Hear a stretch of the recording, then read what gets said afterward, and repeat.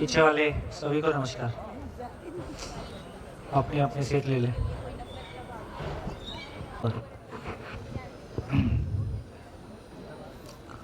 बताइए, एक दो शेयरिंग आ जाए फिर चलते हैं। ब्रेक के पहले आपने चर्चा की। हाँ जी बोलिए। सर, ये उभय तृप्ति का कोई एग्जांपल दे पाएंगे क्या? उभय तृप्ति का मतलब दोनों का तृप्त होना। जैसे अभी भी हमने अपने मन का खाना खाया तो बनाने वाले को, खाने वाले को तृप्ति हुई।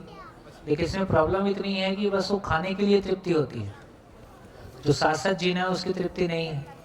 तो इतना ही कह रहे हैं कि भाई जीने की तृप्ति भी हो जाए। ये हमारा उदाहरण न्याय से था। हाँ, हमारा उदाहरण न्याय का मतलब है कि जब तक दोनों, यदि उसमें क्लियरली अपन समझना चाहेंगे तो ये स्थिति बनेगी कि जब तक दोनों में मानव लक्ष्य स्वीकार नहीं होगा और दोनों एक दूसरे के साथ मानव लक्ष्य के अर्थ में नहीं जिएंगे, तब तक उसकी संभावना, तृप्ति की निरंतरता हो जाए तब तक उसकी संभावना नहीं है। इसके पहले अपेक्षा बनी हुई है। अभी परिवार में ये अपेक्षा तो बना ही रहता है कि हम अच्छे से जी पाएं, लेकिन अच्छे से जी पाना हमारी चाहत है, जो कि नेचुरल है। जो मैंने चाह लिया ऐसा नहीं है, हर आदमी चाहता ही है। लेकिन उस चाहत के अनुरूप मेरी योग्यता हो जाए, तो वो निभ जाए, तो वो अभी दूर है। ये जैसे थ्योरी है, अपने अभी जो बचपन से आज तक पढ़ा है कि भी एक का प्रॉफिट है दूसरे का लॉस है। अब तो समझ में आ गया ना कि एक का प्रॉफिट दूसरे का लॉस नहीं है। पूरे नेचर में सभी का प्रॉफिट है। पूरी नेचर का डिज़ाइन ऐसा है। ये पूरी नेचर का डिज़ाइन ऐसा कहाँ है कि आम रहेगा कि नींबू रहेगा, आम रहेगा कि नीम रहेगा, शेर रहेगा कि बकरी रहेगी। शेर बकरी को खाता है, फिर भी बकरी भी है और शेर भी है।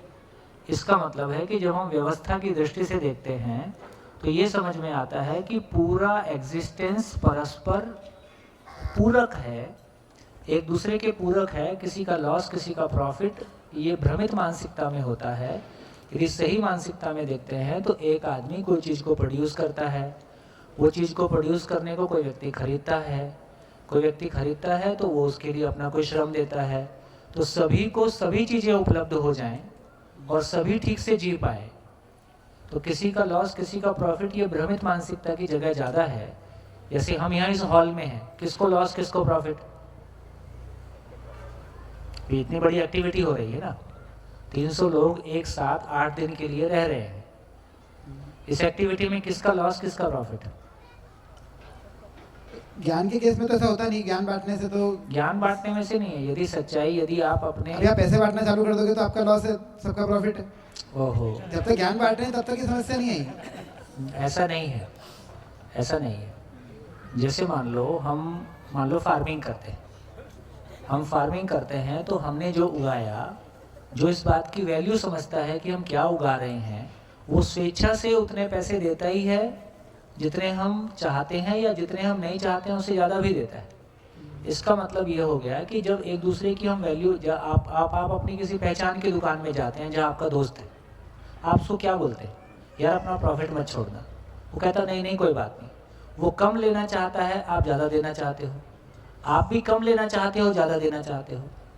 जहाँ संबंध है, सूत्र है, उसको अच्छे से आप लिख सकते हैं, थोड़ा उस पर सोच सकते हैं। संबंध है तो शोषण नहीं, शोषण है तो संबंध नहीं। ठीक। अपने बच्चे के साथ आप लॉस एंड प्रॉफिट कहाँ खेलते हो? सारी जिंदगी उसके साथ उस पर इन्वेस्ट करते हो। अभी तक तो खेल रहे हैं पर अब नहीं खेलेंगे। हाँ, मतलब यदि और समझते हैं तो जितना जितना अपने को समझ में आता है उतना उतना ठीक कर ले जाते हैं। संसार कितना भी खराब सही, परिस्थितियाँ कितनी भी खराब सही, समझ बहुत ताकतवर चीज़ है। जैसे जैसे हमको समझ में आएगा उसी में से रास्ते निकल जाएंगे। जी, वो लाइन वापस बता दीजिए ना, अभी जो सोचने वाली मैं लिख नहीं पाया। संबंध है तो शोषण नहीं, शोषण है तो संबंध नहीं। यदि शोषण हो रहा है इसका मतलब संबंध नहीं पहचाना है। संबंध है तो शोषण नहीं, शोषण है तो संबंध नहीं। इतनी ही बात है। और ज्ञान का सारा मतलब इतना ही है कि संबंध को पहचान लिया। बढ़िया, धन्यवाद। और बोलो। हाँ जी, और कोई शेयरिंग? नमस्ते भैया। नमस्कार।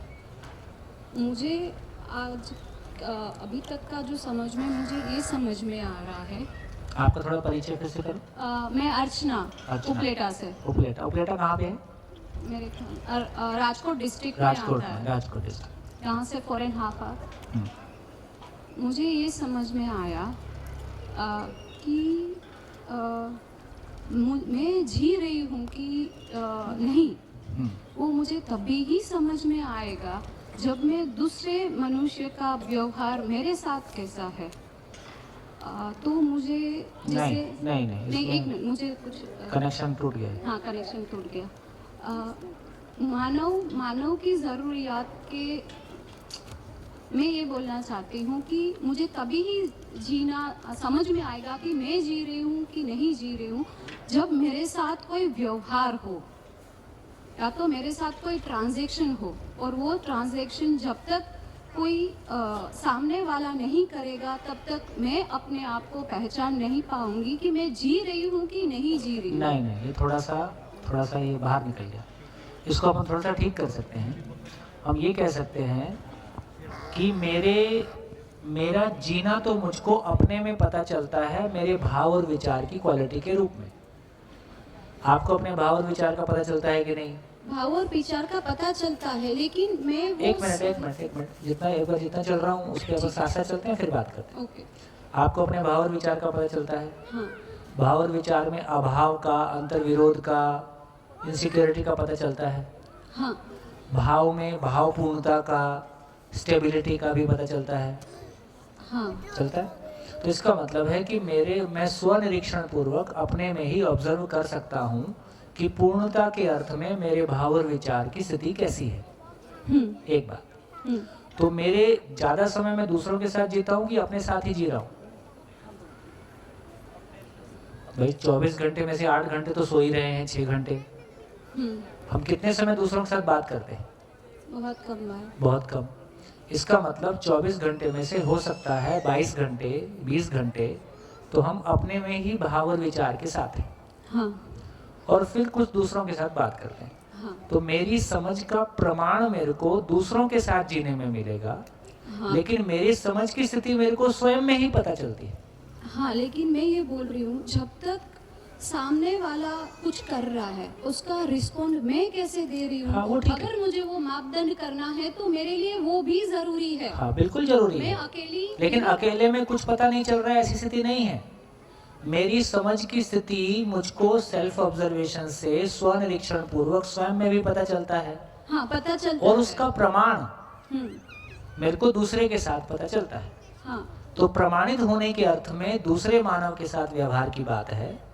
लेकिन अपने में यदि मेरे को हमेशा दूसरे के साथ ही पता चलता है, अकेले में कुछ पता ही नहीं चलता, तो फिर बहुत मुश्किल काम है, फिर तो कुछ होगा ही नहीं।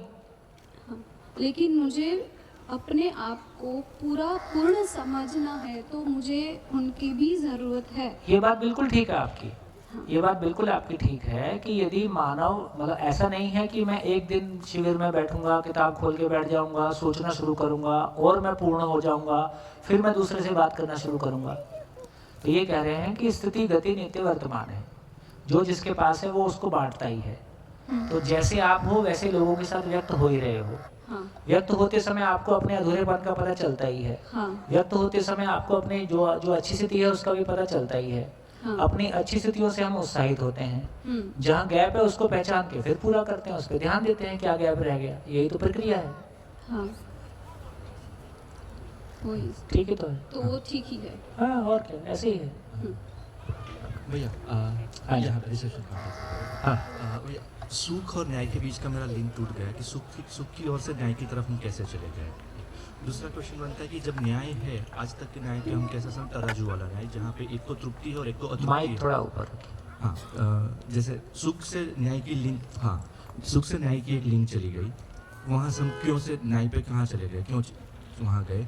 फिर न्याय जो हमेशा भी हमें तराजू वाला न्याय कि जहाँ पे एक को तृप्ति है और एक को अतृप्ति है, वो वाला ये न्याय नहीं हुआ ना, वो न्याय नहीं हुआ। तो वो सही है, वही न्याय की हम बात वो कर रहे हैं। प्रतिक्रिया हो गई। चलो, सभा में से कौन आंसर देगा कि हम सुख से न्याय पे कैसे चले गए? मैंने न्याय आपके सामने बोला, तो कितने लोग इस पे बोल सकते हैं कि सुख और न्याय के बीच में क्या रिलेशन है? सुख से हम न्याय तक कैसे पहुंचे? कौन बोलेगा? अच्छा, कथा सुन रहे मतलब? 1 हाथ उठाइए। 1 2 3 4 5 6 7 8 9 10 11 12 13 14 15 लोग हाथ उठा रहे। 15 16 20 मान लो है। 30 हो गए सर। 30 हो गए, चलो मान लो 30 हो गए। चलो कौन बोलेगा? एक, कौन बोलेगा? हाथ उठाइए। 1 2 3 4 5। पीछे बोलो, वो पीछे।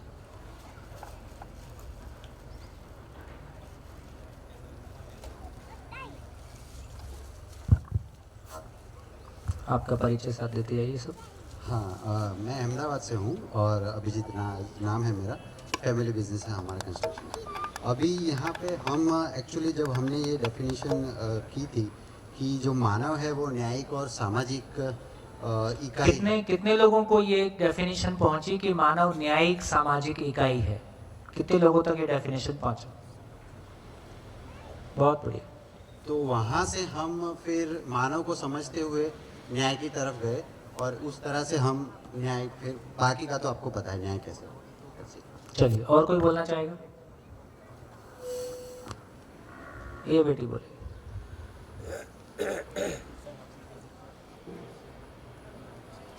परिचय से। मेरा नाम अमिता है और मैंने ये मेरी चौथी शिविर है जीवन विद्या की। तो और क्या क्या कर लिया एजुकेशन? अभी मैं एमएससी कर रही हूँ माइक्रोबायोलॉजी में। और तो कहाँ से हो? मैं बहुचा जी से हूँ। बहुत सही। कहाँ है?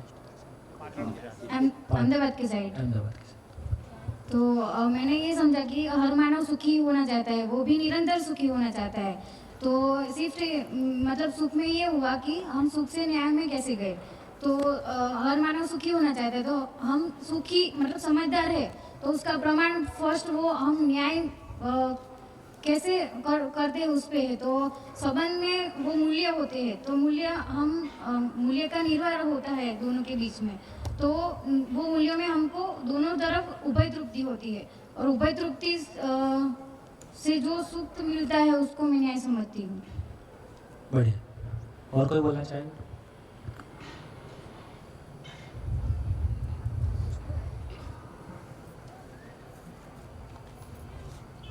खुशबू अहमदाबाद से।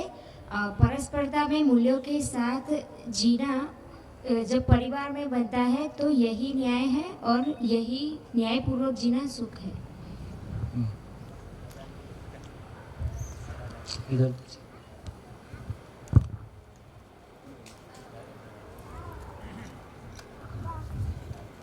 मैं शीश राम जयपुर से। जब सुख में जीते हैं तो उसकी निरंतरता बनती है। निरंतरता बनने के बाद समझ आती है, और ये समाधान जब समझ में आ जाती है तो अपन दूसरे किसी को समझदार बनाते हैं, और वो परिवार में बनाते हैं। जब दोनों समझदार हो जाते हैं तो दोनों के बीच में जो परस्पर संबंध होता है वो न्यायपूर्वक होता है। इसी का नाम न्याय है, सुख से न्याय। बढ़िया। तो एक आदमी का समझ पूर्वक तृप्त होना नंबर 1। एक आदमी के द्वारा दूसरे आदमी का भी समझ पूर्वक तृप्त होना, और दोनों के बीच में तृप्ति की निरंतरता हो, इसका नाम न्याय है। जैसे हमारे बीच में क्या हो रहा है? हमारे बीच में क्या हो रहा है? न्याय हो रहा है कि नहीं हो रहा? मैं मेरी भूमिका से तृप्त हूँ, आप अपनी भूमिका से तृप्त हो, और हमारे बीच में जो संबंध है उसकी स्वीकार्यता बढ़ रही कि घट रही? ठीक है। तो हमको दोनों को एक दूसरे से तृप्ति है, इसका दोनों को तृप्ति है, इसका नाम न्याय है। ये तृप्ति हमेशा हो जाए तो न्याय प्रमाणित हुआ। बढ़िया। और कुछ? खो गए? क्वेश्चन पूछ के खो गए? ये देखो, क्वेश्चन पूछ के खो गए। तुम काम पे लग जाओ, मैं अब लगा दूसरे काम पे। हाँ, समझाओ। अब इनको माइक दो। नहीं, मैं वही लिंक भूल गया कि जो न्याय की डेफिनेशन जो है ना, तो डेफिनेशन समझने के बाद शब्द से लेके काफ़ी सारी चीज़ें समझ में आ जाती है। हाँ। और वो चीज़ मैं मिस कर गया जहाँ पे अभी बताओ क्या समझ में आया? मानव न्यायिक सामाजिक, हाँ। वहाँ पे मानव माइक थोड़ा ऊपर। मानव भी है, उसको न्यायिक बताया गया। हाँ। ये उसके अंदर ज़रूरी चीज़ है। ऊपर जो हमने मानाकार और साकार है जो वो डिसाइड किया, उससे भी समझ में आ गया कि मानव के पास क्षमता है, सुविधाओं के लिए वो जो भी सोचता है वो सब कुछ कर सकता है। तो यहाँ पे वो भी डिफाइन हो गया। उसके साथ साथ में हमने वो भी लगा दिया कि मनस्वस्थता। अब हम मनस्वस्थता में आगे जा रहे हैं और वहाँ पे सुख तो है ही। पहला तो हमारे लिए हमेशा सुख की बात है, सुख की बात है, सुख की बात हो, और वो निरंतर है, वो निरंतर है। हम जो भी कुछ ढूंढने जाते हैं उसमें निरंतरता ढूंढने जाते हैं। बहुत बढ़िया। तो अब जब न्याय हमने पकड़ा तो न्याय में भी, क्योंकि न्याय अभी तक क्या था मेरे लिए कि हमारे पास अनबैलेंस था। हाँ। अनबैलेंस ही मतलब वो न्याय है। बहुत कम होता तो हमें कोर्ट की ज़रूरत ही नहीं रहती, इस तरह की त्रुटि हो जाती। तो यहाँ पे मेरे लग रहा है कि हम न्यायालय चला जाएगा शायद आगे जाते हुए। तो यहाँ पे इसलिए मैं सोच रहा था कि न्याय कैसे आ गया सुख के बाद। हाँ, ये थोड़ा सा आपके प्रश्न का संदर्भ ये भी है कि आप वर्तमान न्याय की प्रक्रिया को जब कनेक्ट करने की कोशिश कर रहे हैं तो क्वेश्चन खड़ा हो रहा है। इसलिए मैं न्याय अब डिफाइन हो गया कि तो अभी न्याय कैसा है? अभी न्याय किसको बोल रहे हैं? ए ने बी को नुकसान पहुंचाया। ओके। ए ने बी को नुकसान पहुंचाया, तो ए को क्या नुकसान पहुंचाया जाए कि बी को तृप्ति हो जाए, या बी की तृप्ति हो जाए कि भड़ास निकल जाए? नहीं, भड़ास का तो काम ही नहीं था। नहीं, पहले कैसा था? पहले भड़ास जैसे मैं न्याय अब दूसरा बता, बिल्कुल हमने न्याय की परिभाषा कहाँ है सुप्रीम कोर्ट की, उसकी रूट कहाँ पे है? हाँ, मतलब ऐसा जब हम छोटे थे, जब चल नहीं पाते थे तो चलते चलते जमीन पे गिर जाते थे। जमीन पे गिरते ही रोते थे, तो माँ जमीन को थप्पड़ मारती थी, चुप हो जा मैंने मार दिया। ये कितने लोगों के साथ हुआ? सब उसी स्कूल से आए। इतने ही परिभाषा सुप्रीम कोर्ट के पास, इतनी ही परिभाषा सुप्रीम कोर्ट के पास। इसका मतलब ये न्याय है कि प्रतिक्रिया है? ये प्रतिक्रिया है। मतलब एक को न्याय ने उसने कुछ नहीं किया, तुम्हें क्या अच्छा लगा तो चलो तुम्हें 3 साल की जेल दे दी, तुम्हें 8 साल की एक दूसरा था। एक और सुना देता हूँ, मेरी जिंदगी का छोटा सा किस्सा, आपकी जिंदगी का भी होगा। मेरा बड़ा भाई है, वो मेरे से 2.5 साल बड़ा था। वो मेरे को मार देता था, तो मैं मम्मी के पास जाता था, मारा, बुलाती थी इधर आ, तू भी इसको मार ले। और मौका मिलते ही शुरुआत न्याय यहाँ से हो चुका अभी। दंड से देता था। वो कहता था मैं जोर थोड़ी मारा था। अब 2 गुना मार रहा है इसको अभी। ठीक, ये क्या हुआ? प्रतिक्रिया हुई। ये प्रतिक्रिया हुई, रिस्पॉन्स नहीं था वो। न्याय क्या था इसमें? दोनों भाई को क्या समझाया जाए कि इनके बीच में झगड़ा ना हो, इसका नाम न्याय है। और आगे अभी ये सिचुएशंस में खड़ी हो, और उसके लिए कहा जाता है कि पहले खुद ढूंढो, माँ बाप भी सुधर जाओ, बाकी सबको देखे जाओ। जी बताओ राजस्थान में कैसा होता है?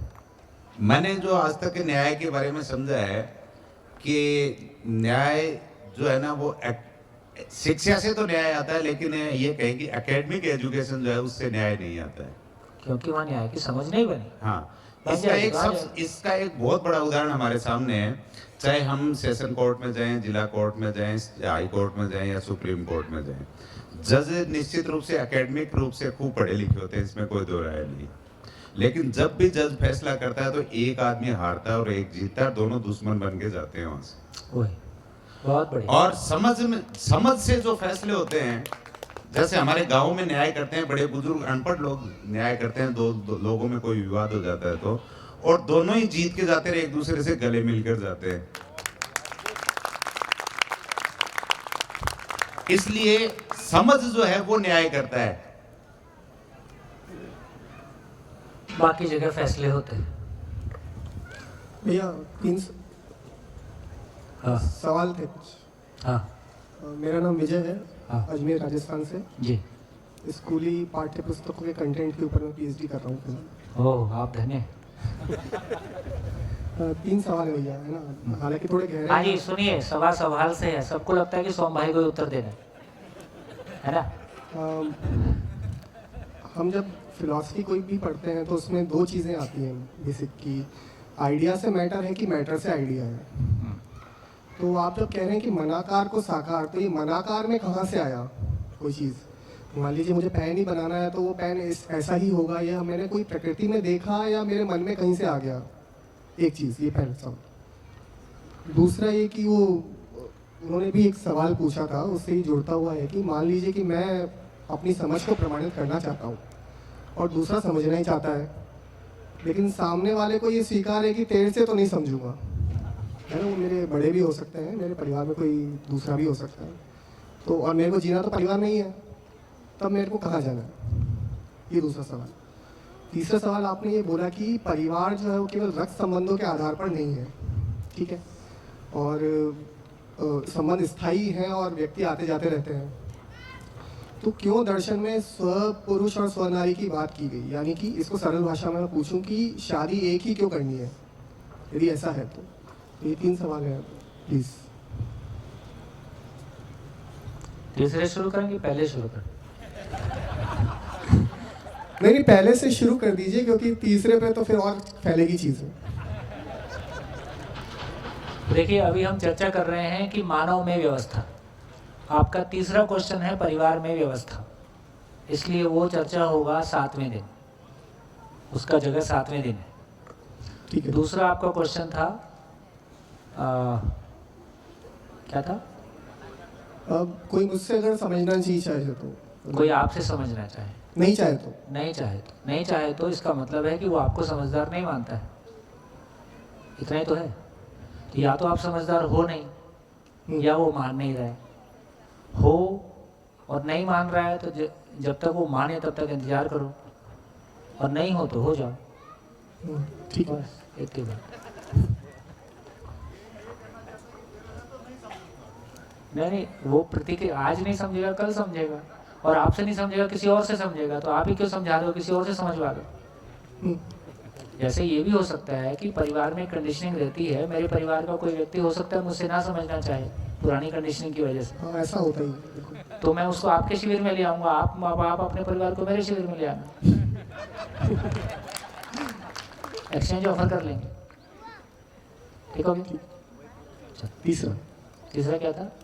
वो मैटर वाले को अभी आगे के लिए छोड़ दो, जब वो स्पेस खुलेगा तब उस पर बात करें। मतलब सवाल इतना ही है कि आइडिया पहले है कि मैटर पहले है? वो कर लेंगे, ठीक है, समय आने से कर लेंगे, आप नोट करके रखो जी। हाँ जी। Hello sir, good morning. सांगी पनिशन, वो इस चाचा ने बताया ना, दोनों तरफ से तृप्ति हो उसका नाम न्याय होता है, उस पर मैं एग्जांपल देना चाहती हूँ। एक परिवार में कोई छोटा बच्चा होता है और उसको बड़े लाड प्यार से पालते हैं, वो बड़ा होता है, और उसके बाद जो नया बच्चा दूसरा आता है ना, तब उससे लगता है वो सब छोटे बच्चे को ज़्यादा प्यार करते हैं, उसको उठाते हैं, उसकी केयर करते हैं, तो जो पहला वाला बच्चा होता है ना, उससे लगता है कि अब मेरी ओर कोई ध्यान नहीं देता, मुझसे कोई प्यार नहीं करता। वो जो कोई उससे बुलाता है तो वो बोलते हैं मैं तो आपको अच्छी नहीं लगती, अब तो वो ही तुमको अच्छा लगता है। तब उसको पता नहीं होता कि न्याय क्या होता है, पर वो उसके अंदर जो भाव होते हैं लोगों के, परिवार अपनी ओर, वो बदल जाते हैं, तो वो पहचान जाता है। छोटे बच्चे को ये पता नहीं है कि न्याय क्या है, पर उसको ये पता है कि अन्याय क्या है। और तो जैसे ही अपन कम ज्यादा करते हैं उसको पहचान लेते हैं, क्योंकि न्याय की उसमें चाहत है। तो उसको तृप्ति कैसे दे, तो उसका भी एग्जाम्पल है। जो घर के कोई भी सदस्य, मानो कि पापा ने ऐसा उस पर देखा कि ये बच्चा न्याय के लिए, उससे लगता है कि मुझे कोई प्यार नहीं करता, तब वो उसे समझाना चाहते, बेटी तुम जब नन्ही थी तुम्हें भी ऐसे सब केयर करते थे। उसके बाय एग्जाम्पल उसके फोटो दिखाते हैं, उसका कोई वीडियो बनाया होता है, वो भी, तो वो तृप्त हो जाती है और उसको लगता है नहीं ये सब मेरे लिए भी हुआ था और ये छोटा है इसीलिए इसकी केयर होनी चाहिए। बस इतना ही। हाँ जी, चलिए आगे बढ़े। हाँ,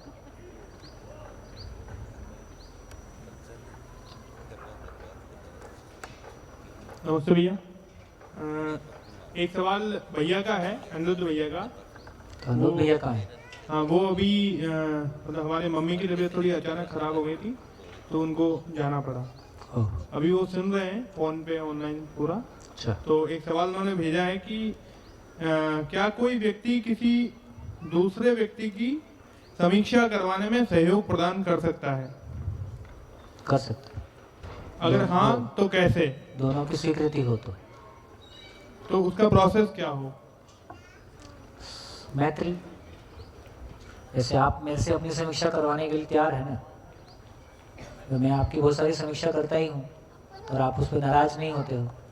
आप जिंदा हो, जी नहीं रहे हो, आकार से मानव हो, आचरण से नहीं हो, ऐसा किसी को बाहर बोलेंगे तो बहुत मारेगा।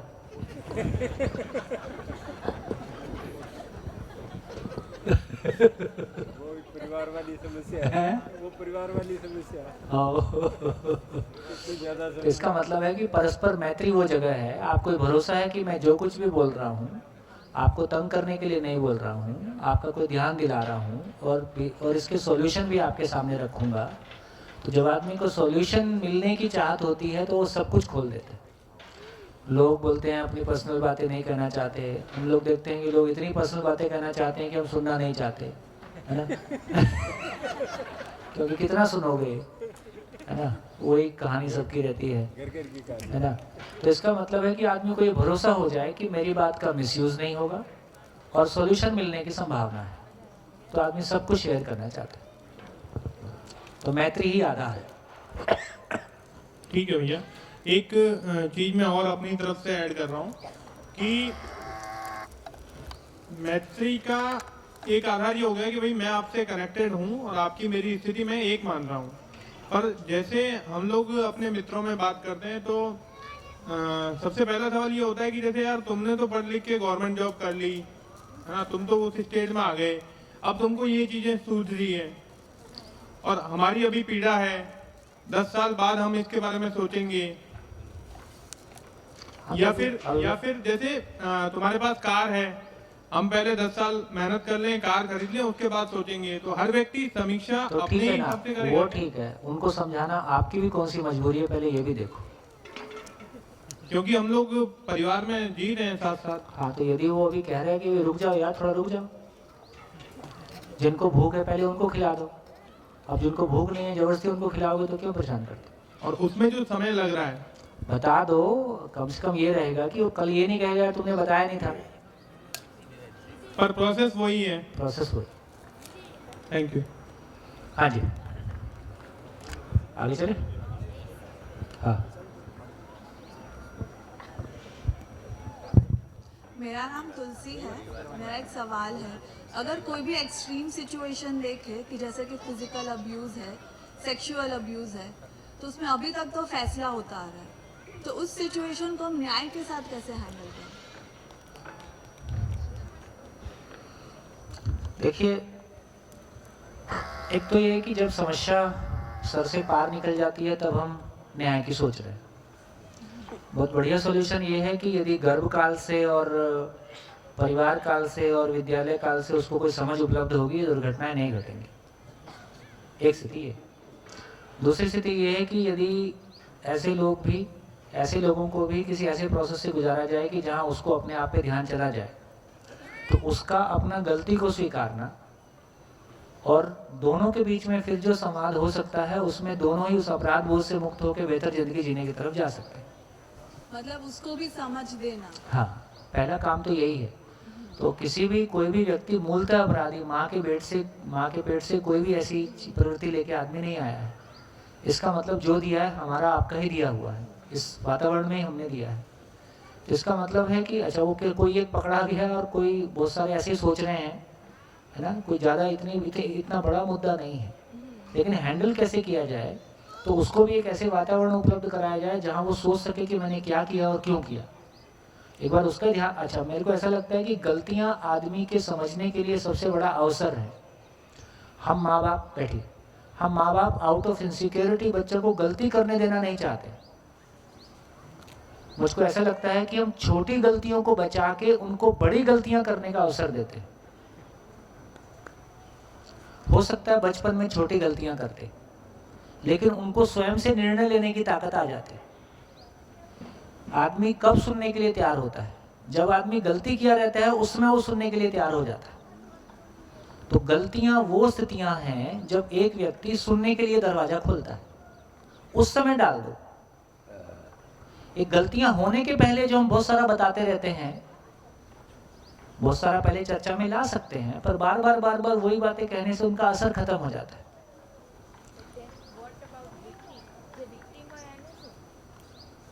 नहीं, विक्टिम का भी इतना ही है कि यदि उसको भी ये भरोसा, यदि सामने वाला गलती करने वाला अपनी गलती स्वीकार लेता है ना, तो विक्टिम का आधा हिस्सा तो वहीं सॉल्व हो जाता है ना। और देखो, ये जब तक हम ये गलतियां, जब तक हम चीज़ों को हैंडल नहीं करेंगे, ये विक्टिमाइज कोई ना कोई होता रहेगा। तो फाइनली मैं इसको कहूँगा ये नासमझी टैक्स है। भाई हम मानव नहीं बनेंगे, मेरी क्या गलती थी, तुम्हारी ये गलती है कि तुम मानव हो। तो हम मानव हैं, हमने अपने मानव होने को नहीं पहचाना है, दूसरे को मानव होने में सहयोग नहीं दिया है। यदि हम सब मानव नहीं हैं तो अमानवीयता कोई भी किसी के साथ कर ही सकता है, ये बाय डिफॉल्ट है। लाइट नहीं है अभी तो ठोकर लग ही सकती है, ये बाय डिफॉल्ट है। तो इसका मतलब ये हो गया कि मेरी गलती क्या थी बोलने से नहीं चलेगा। जो कुछ भी अच्छा है वो आपको उपलब्ध हो जाए, सुन लीजिए, जो कुछ भी बढ़िया है वो आपको उपलब्ध हो जाए, और जो कुछ भी नेगेटिव है वो पड़ोसी को उपलब्ध हो जाए। ऐसा तो होने वाला नहीं है ना। यदि रोड अच्छी बनी है तो आपके लिए भी उपलब्ध है, स्कूल अच्छे खुल गए हैं तो आपके लिए भी उपलब्ध है, हवा प्रदूषण में हवा साफ सुथरी है तो आपके लिए भी उपलब्ध है, और अमानवीयता है तो वो भी आपके लिए उपलब्ध है। ऐसा कैसे होगा? तो जो उपलब्ध है, अच्छा या बुरा, वो सबके लिए उपलब्ध है। कोई ना कोई कभी ना कभी उसको फेस करता है। तो इसका नाम नासमझी टैक्स है। नासमझी टैक्स का इतना ही मतलब है कि मैंने अपने आप को मानव के रूप में नहीं पहचाना, दूसरे को मानव होने में सहयोग नहीं दिया। ये टैक्स आपके ऊपर कभी भी लग सकता है। चाहते हो टैक्स ना लगे तो मानव बनो और उसके लिए काम करो। अब बताओ, अब ठीक लग रहा? इतनी ही बात। हाँ जी, भाई जी। Are we saying that as a human being, we learn from our own experience? Of course. Own भी, पड़ोसियों के भी ऐसे ही है। देखिए, यदि बहुत आप जो कह रहे हैं उसको एक लाइन में कहूँ कि आदमी की सारी जिंदगी की कुल कमाई उसके द्वारा लिए गए निष्कर्ष, और अपने निष्कर्षों का स्वीकार हो जाना अध्ययन है। पूर्णता के अर्थ में, कंप्लीटनेस के सेंस में जो निष्कर्ष हमारे पास आते हैं, निष्कर्ष मेरे पास हैं। क्या निष्कर्ष है? ये एक्टिविटी ठीक नहीं है पर फिर भी मैं करता हूँ। तो ये एक्टिविटी ठीक नहीं है और फिर भी मैं करता हूँ, ये निष्कर्ष है। लेकिन ये निष्कर्ष स्वीकार हो जाए कि ये ठीक नहीं है। स्वीकार होने का मतलब है कि अब आचरण में आ गया, अब वो दोबारा नहीं होगा। तो निष्कर्ष निकालना एक पार्ट है, निष्कर्ष को एक्सेप्ट करना, जिंदगी में ट्रांसलेट करना, उससे आगे की कड़ी है। जी, थैंक यू। मैं हर किसी को कोई एक मिनट, आपकी बात पूरी नहीं हुई। So are we saying acceptance तो वैसे 8 या 10 दिन या उसमें तो आने वाला है नहीं, we all know। नहीं, एक्सेप्टेंस किसी मोमेंट में आ जाता है। वो मोमेंट 8-10 दिन में आ जाए कि 8-10 साल में आ जाए। और एक्सेप्टेंस किन्हीं चीज़ों के बारे अभी तुरंत आता है, किन्हीं चीज़ों के बारे 10 साल में आता है, किन्हीं चीज़ों के बारे 2 साल में आता है, किन्हीं चीज़ों के बारे 25 साल में आता होगा। जब भी आए तो एक बार ज़िंदगी का पूरा कैनवस मेरे सामने आ जाए, मैं कहाँ खड़ा हूँ वो लोकेशन पता चल जाए, मुझको कहाँ पहुँचना है वो लोकेशन पता चल जाए, और निष्कर्ष कितने आ गए हैं वो पता चल जाए, कितने निष्कर्ष स्वीकार हुए हैं ये पता चले, कितने निष्कर्ष स्वीकार होने शेष हैं वो पता चले, उसके ऊपर मैं काम कर रहा हूँ ये पता चले। So, are we saying that obviously, चलो मैंने 60 साल की उम्र में 10 एक्सेप्टेंस ले लिए, अच्छी बात है। तो इसका मतलब ये है कि मैं 60 साल तक तो फ्रस्ट्रेट ही हूँ। वो आपकी चॉइस है। नहीं, आई थिंक सोम जी, मैं वो तो समझ गया, वो तो मेरी चॉइस है। हर एक की, जैसे अभी उन्होंने कहा कि मेरा दोस्त है, मैं उसको बोल रहा हूँ, वो ऐसे बोल रहे हैं, अब इसमें आप क्या कर लोगे? तो हर आदमी की अपनी एक जर्नी है ना। और थोड़ा सा और लंबे कैनवास पे फैल के देखेंगे तो हो सकता है अभी मैं थोड़ा जल्दी बोल रहा हूँ, लेकिन ऐसी कितनी शरीर यात्रा हमने चलाई होंगी, कितना कुछ और उल्टा सीधा या अच्छा या बुरा किया होगा, कितना कुछ झेला ही होगा, कितना कुछ झेलाया ही होगा। वो प्रोसेस जारी है। यदि हमको लगता है कि इसको फास्ट करना है तो हम फास्ट कर लेते हैं, हमको लग रहा है ठीक ही चल रहा है तो ठीक ही चल रहा है।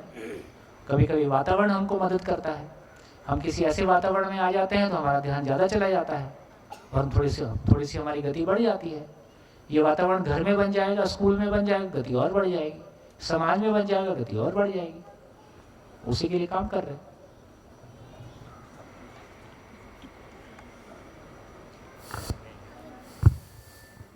हाँ सर, मुझे एक बात बोलनी, मैं वो जो बात बोलती थी वो सही है या गलत, एक एग्जांपल है।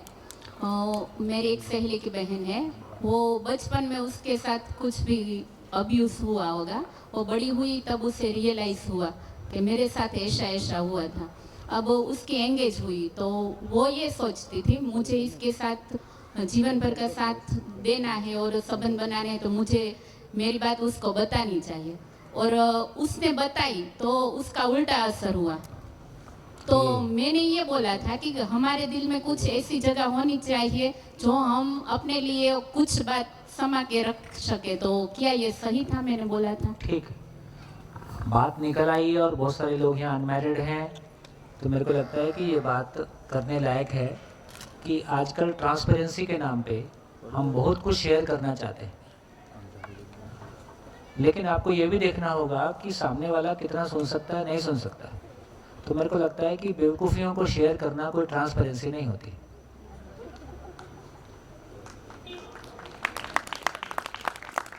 इसलिए ऐसी तमाम बातें जो जाने अनजाने हमसे ऐसा कुछ हुआ है उसको शेयर करने की आवश्यकता नहीं होती और सामने वाले से भी ऐसी बातें पूछने की ज़रूरत नहीं होती। तो हम आज से एक नई ज़िंदगी शुरू कर रहे हैं और हम आज से एक दूसरे के लिए पारदर्शी हैं, तो मेरे को लगता है इतना करना पर्याप्त है। तो पीछे का बिना मतलब कि सामने वाला पूछ भी नहीं रहा, आप ज़बरदस्ती बताए जा रहे हो, है ना, ज़बरदस्ती कन्फ्यूज़न पैदा। अच्छा, आपने एक बता दिया तो चार हो ही सकती हैं, सामने वाली कल्पना में आता ही है, क्यों नहीं आएगा? तो मेरे को लगता है कि इस तरह की बातों का कोई औचित्य नहीं है। हम अति आवेश में और थोड़ा सा अपने ज़्यादा उत्साह में कुछ गलतियाँ ऐसी कर जाते हैं जिनकी ज़रूरत नहीं। चलिए आगे बोलिए। हाँ जी, मैं पेन ले लूँ नहीं तो। हाँ हाँ नहीं, बस मैं यही शैलेंद्र भैया की बात से कि मेरी रिलायंस में ऐसा था, मतलब काफ़ी सारी इंडस्ट्री में यही होगा कि अगर कहीं पे कुछ इंसिडेंट्स हो जाता है कंपनी के लिए, रिफाइनिंग के प्रोसेस के लिए, या तो उसमें होता है कि learning from incident, learning from accident, near miss होता है। मुझे लगता है कि यही वाली चीज़ अपनी ज़िंदगी में भी हो जाए कि we really nearly missed that incident and what we learn from that, so the world would have been different. पर हम हमेशा मतलब हम लर्निंग करके प्रोडक्शन एक्टिविटीज़ की क्वालिटी को बढ़ा रहे हैं, तो सारा प्रोडक्शन मेरे लिए है कि मैं प्रोडक्शन के लिए हूँ। मेरी क्वालिटी नहीं बढ़ी और प्रोडक्शन की क्वालिटी बहुत ज़्यादा बढ़ गई, आदमी छोटा पड़ गया, प्रोडक्शन बड़ा पड़ गया, सामान बड़ा हो गया, आदमी छोटा हो गया, ये घाटे का सौदा हो गया। तो प्रोडक्शन की क्वालिटी भी बढ़े और मेरी क्वालिटी भी बढ़े, और मेरी क्वालिटी बढ़ेगी तो प्रोडक्शन की क्वालिटी सही अर्थों में बढ़ेगी। तो मैक्सिमम प्रोड्यूस करना क्वालिटी नहीं है, शायद क्वालिटी ह्यूमैनिटी को बनाए रखने के लिए बेहतर प्रोडक्शन हो, शायद ये क्वालिटी है। अभी प्रॉफिट मैक्सिमाइजेशन के लिए मतलब प्रोडक्शन है, धीरे धीरे उसको और समझेंगे। हाँ जी, बढ़िया, नमस्कार, आगे चलता हूँ जी। लास्ट एक क्वेश्चन था, जैसे आप कह रहे थे कि मिस्टेक से हम सीखते हैं, तो फिर हम हज़ारों साल से मिस्टेक्स कर रहे हैं, तो अभी तक कुछ हुआ नहीं, तो ये कैसे चलेगा? क्योंकि हमने मार्केट बनाया वो 1900s में बना था, तो हमने कुछ 100 साल बिता दिए और पैसा तो उससे हज़ारों साल से है, लेकिन जो मार्केट, स्टॉक मार्केट, वो सब है, तो उसमें गलतियां दिखती है हमको। तो 100 साल हो गए। आप पहली बार शुरू करें? मतलब यूट्यूब में थोड़ा देखा था। हाँ, ज़्यादा देखा दिखा यार, ज़्यादा देखा, वहीं से क्वेश्चन आ रहा है।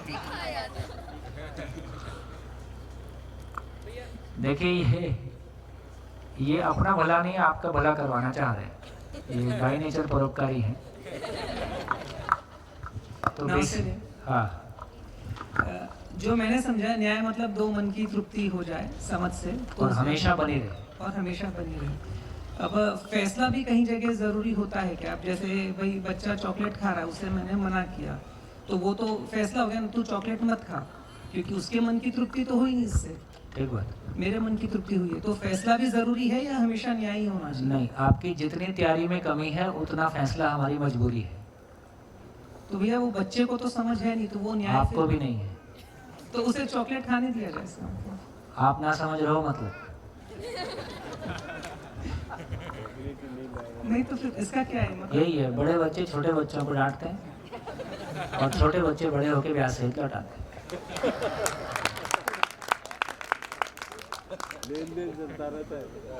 देखो, बच्चा माँ के पेट से गलती लेके आया नहीं था, जो भी गलती सीखा है हमसे सीखा है।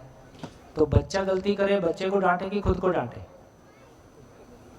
तो किसी परिवार में प्रैक्टिस कर सकते हैं, जब भी गलती करेगा बड़े लोग एक थप्पड़ अपने गाल पे मारेंगे, तो उसको देख के बच्चे को परेशान रहेगा, क्या कर रहे हो? तो उसका लाल कर रहे हो तो अपना लाल करो यार, अपना लाल करो, उसको क्यों लाल कर रहे?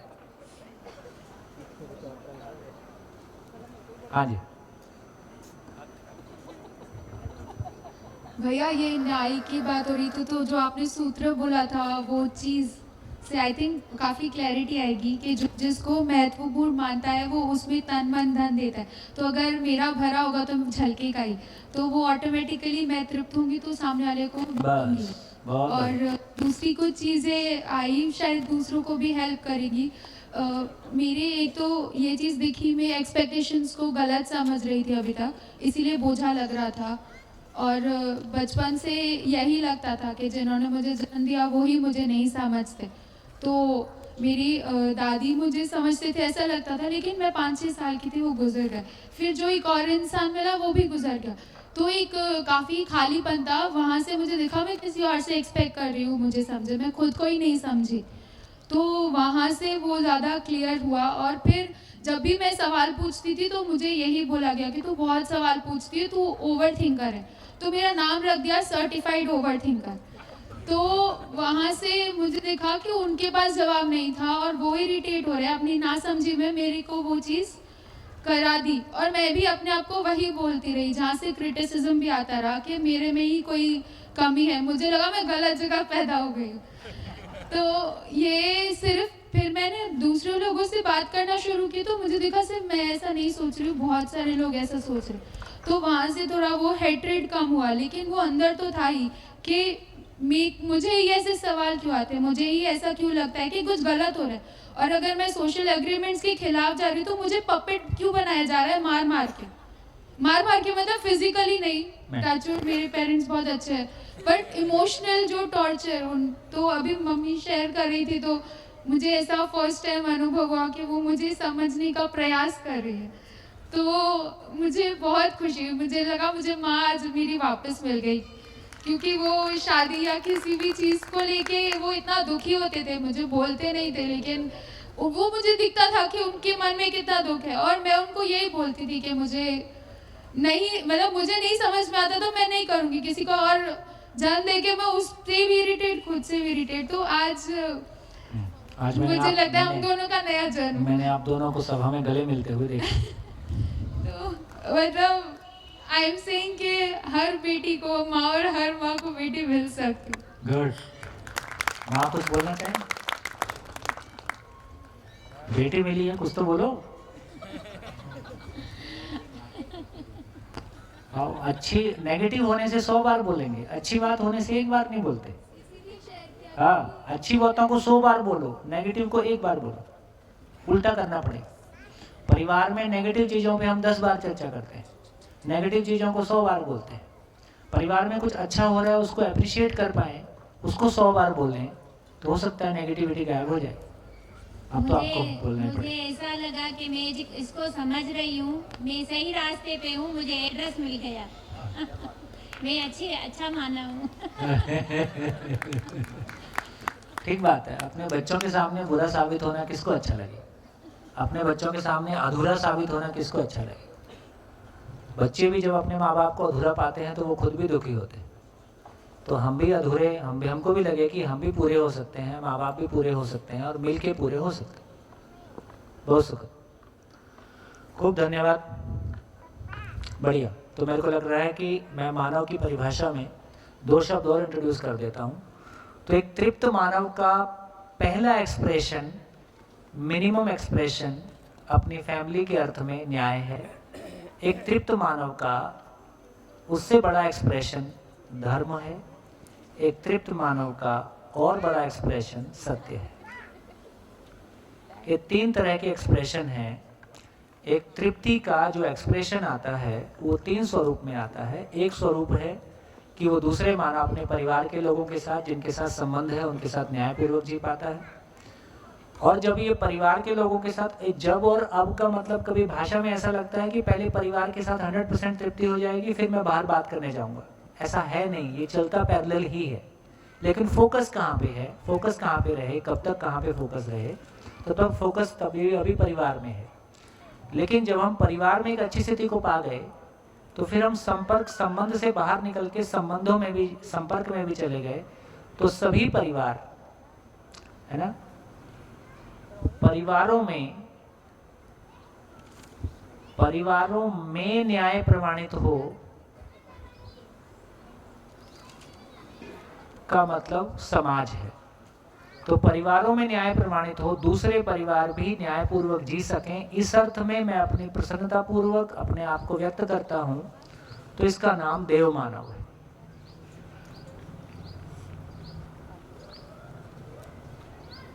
और बेसिकली इसी को बोल रहे हैं भय मुक्त समाज। ये भय मुक्त समाज का के लिए आधार बनता है। ये शिकायत मुक्त, अभाव मुक्त परिवार के लिए आधार बना।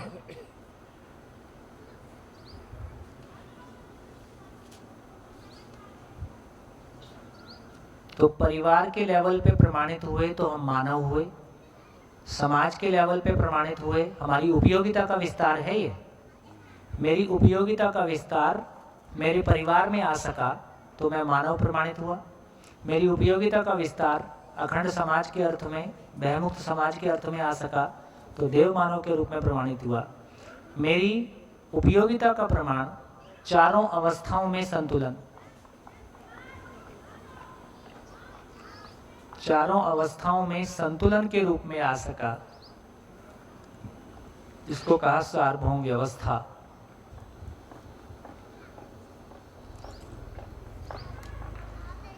इसका नाम दिव्य मानव।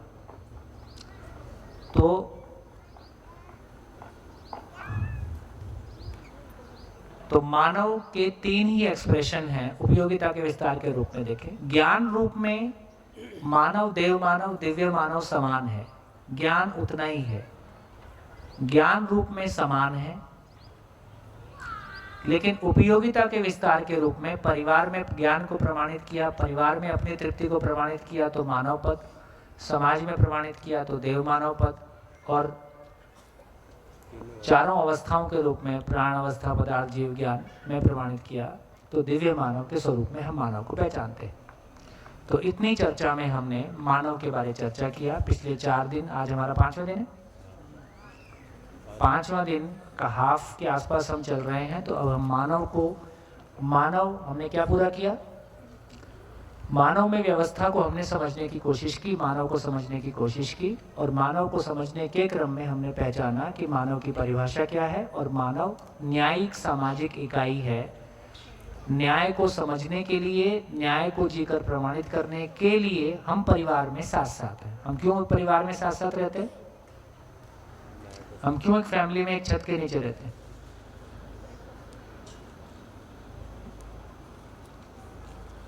हम एक परिवार में एक छत के नीचे क्यों रहते हैं?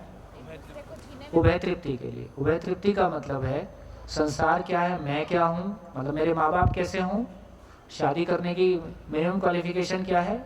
जिसको ये पता है कि संसार क्या है, मैं क्या हूँ, करना क्या है, क्योंकि पैदा होते ही बच्चा पूछेगा करना क्या है। तो जब मेरा बच्चा मेरे से जो पूछने वाला है मुझको पता हो कि नहीं पता हो, नहीं यार पैदा तो मैं तुमको कर दिया हूँ, तो पड़ोसी से पूछ के आ जाओ, तो सम्मानजनक नहीं है ना। मेरे बच्चे की भौतिक आवश्यकताओं को मैं पूरा कर पाऊँ, ये मेरे लिए सम्मानजनक है कि नहीं है? सम्मानजनक है। पहले बाल विवाह होते थे तो उस समय उनको ये भी पता नहीं था कि अपनी भौतिक आवश्यकताओं के लिए भी हमको समर्थ होना है। धीरे धीरे हम यहाँ पे आए कि हम भाई शादी तब करें जब हम फिजिकल नीड्स पूरी कर सकते हो, भौतिक। तो हम कमाने खाने लगे, यहाँ तक हम सोचने लगे। अब कमाने खाने के बाद भी लड़ाई जारी है। तब समझ में आया कि भौतिक आवश्यकताएं ही पूरा करना जरूरी पर्याप्त नहीं है, जो मानसिक और भावनात्मक आवश्यकताएं हैं उसको भी हम पूरा कर सकें, ये भी हमसे अपेक्षा है। उससे कम में हमको भी तृप्ति नहीं है। मैं फिर से कहूँगा, कौन माँ बाप अपने बच्चों के सामने अपने आप को अधूरा पाके खुश होगा? कौन बच्चे अपने माँ बाप को अधूरा पाके खुश हों? तो अधूरापन हमको स्वीकार नहीं है। एक छत के नीचे इसलिए हम साथ साथ हैं कि हम अपने अधूरेपन से मुक्ति पा जाएं।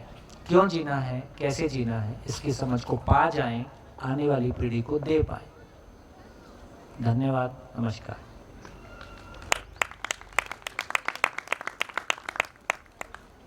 बोलो भाई, कहीं पहुंचेंगे?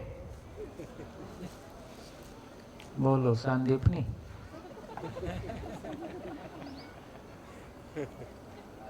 क्या सोच रहे थे, शिविर ऑर्गेनाइज करके काम हो जाएगा?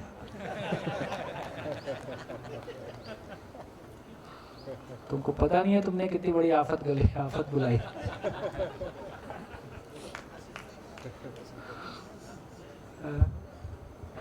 टाइम लगेगा इसमें सर समझने में, प्रैक्टिस करना पड़ेगा।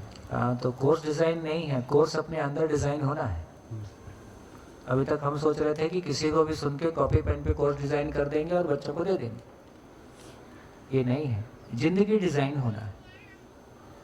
ओनर्स का मतलब है जिन्होंने अपनी ज़िंदगी डिज़ाइन कर ली और दूसरे की ज़िंदगी को डिज़ाइन करने के लिए वो डिज़ाइनर तैयार कर रहे हैं, उसका नाम शिक्षक है।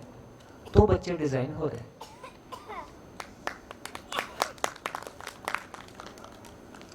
तो खूब बढ़िया, खूब अच्छी सभा है। कोरोना काल के बाद पहला शिविर है और इतने सुखद जगह में, इतने सुखद वातावरण में, इतने सारे प्रतिभाशाली, इतने सारे बढ़िया सारे लोग, तो एक बड़ी सुखद संभावना है कि हम कुछ बहुत बेहतर कर सकते हैं और इतना मुश्किल नहीं। अब आप देख रहे हैं ना, इतना मुश्किल क्या है इसमें, है ना? ठीक है, थोड़ा लगाना पड़ेगा। जो भी हमने आज तक पाया वो भी ऐसे ही नहीं मिल गया है, आपने बहुत मेहनत की है उसके लिए। चलिए, तो यहाँ से हमने एक पार्ट पूरा कर लिया। बोर्ड साफ कर दें। बताइए, जितनी बात अभी तक हुई इसमें, हाँ सब साफ, वो लास्ट वाला बोर्ड छोड़ दे। बताइए कहाँ पहुँचे?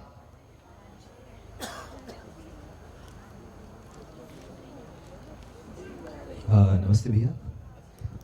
तो मतलब एक ऐसा है कि हम जो बोर्ड के साथ चल रहे हैं और एक उसी को अपने आसपास में देख पाना, तो उसी का एक छोटा सा ऑब्जर्वेशन ये समझ में आ रहा था कि जैसे आपने कहा था ना कि इसका जन्म हुआ है मेरे उद्धार के लिए। उसको छोड़ दो, कर दो। हाँ, तो मतलब वो छोटी छोटी चीज़ें देख पाना कि सीखता बच्चा कैसे है या कहाँ से है। किसी ने बहुत अच्छी बात बोली, तो बच्चे का जन्म होता है तो बच्चे का जन्म नहीं होता, बच्चे के जन्म के साथ माँ बाप का जन्म होता है। तो वो जन्म हमारा सार्थक हो जाए भाई। हमारे लिए एग्ज़ाम है, एग्ज़ाम कहने से थोड़ा ख़राब लगता है, लेकिन हमारे लिए अपने आप को प्रूव करने की अपॉर्चुनिटी है जी। तो अभी तक मतलब एज पेरेंट्स वो चीज़ देख पाना कि हम सिर्फ जिंदा रहने में ही सहायक हो पा रहे हैं, क्योंकि उसके ऊपर का कंटेंट तो हमारे पास भी नहीं है और उसी में हम उसको ये मत करो, ये ना करो बोलते जाते हैं। थोड़े दिन बाद वो भी समझ जाता है कि इनके पास भी नहीं है।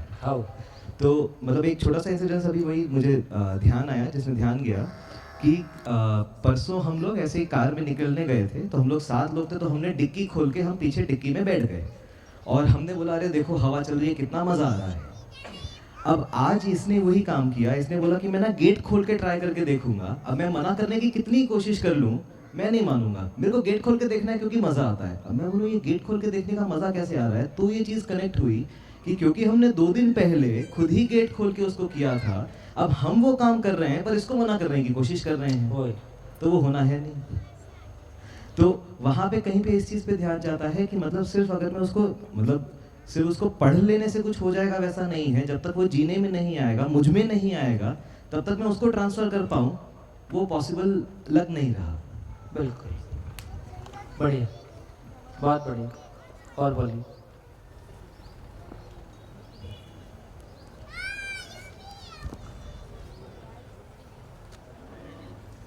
माइक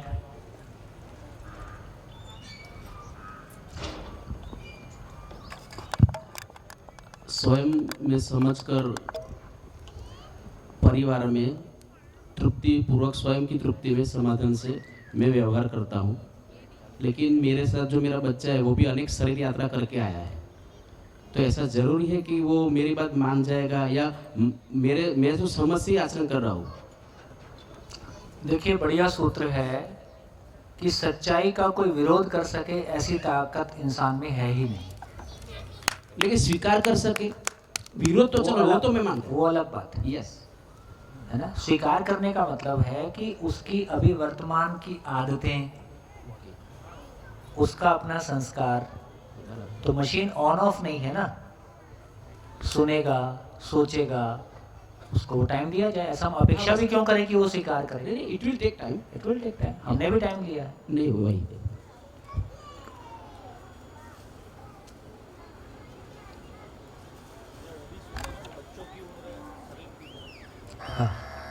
ये एक चीज पूछनी थी, जैसे हम लोगों की शिक्षा जिस तरह से बीती, यानी डर से और लालच से, माता पिता के डर से स्कूल जाते थे और परीक्षा के डर से पढ़ते थे, नंबर आने के लालच से फर्स्ट आते थे।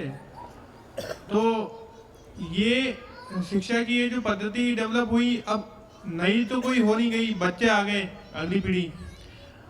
और बच्चे अगर मान लो लड़ते हैं आपस में, तो हमारे पास उनको छुड़ाने का डर और लालच के अलावा कोई रास्ता ही नहीं है।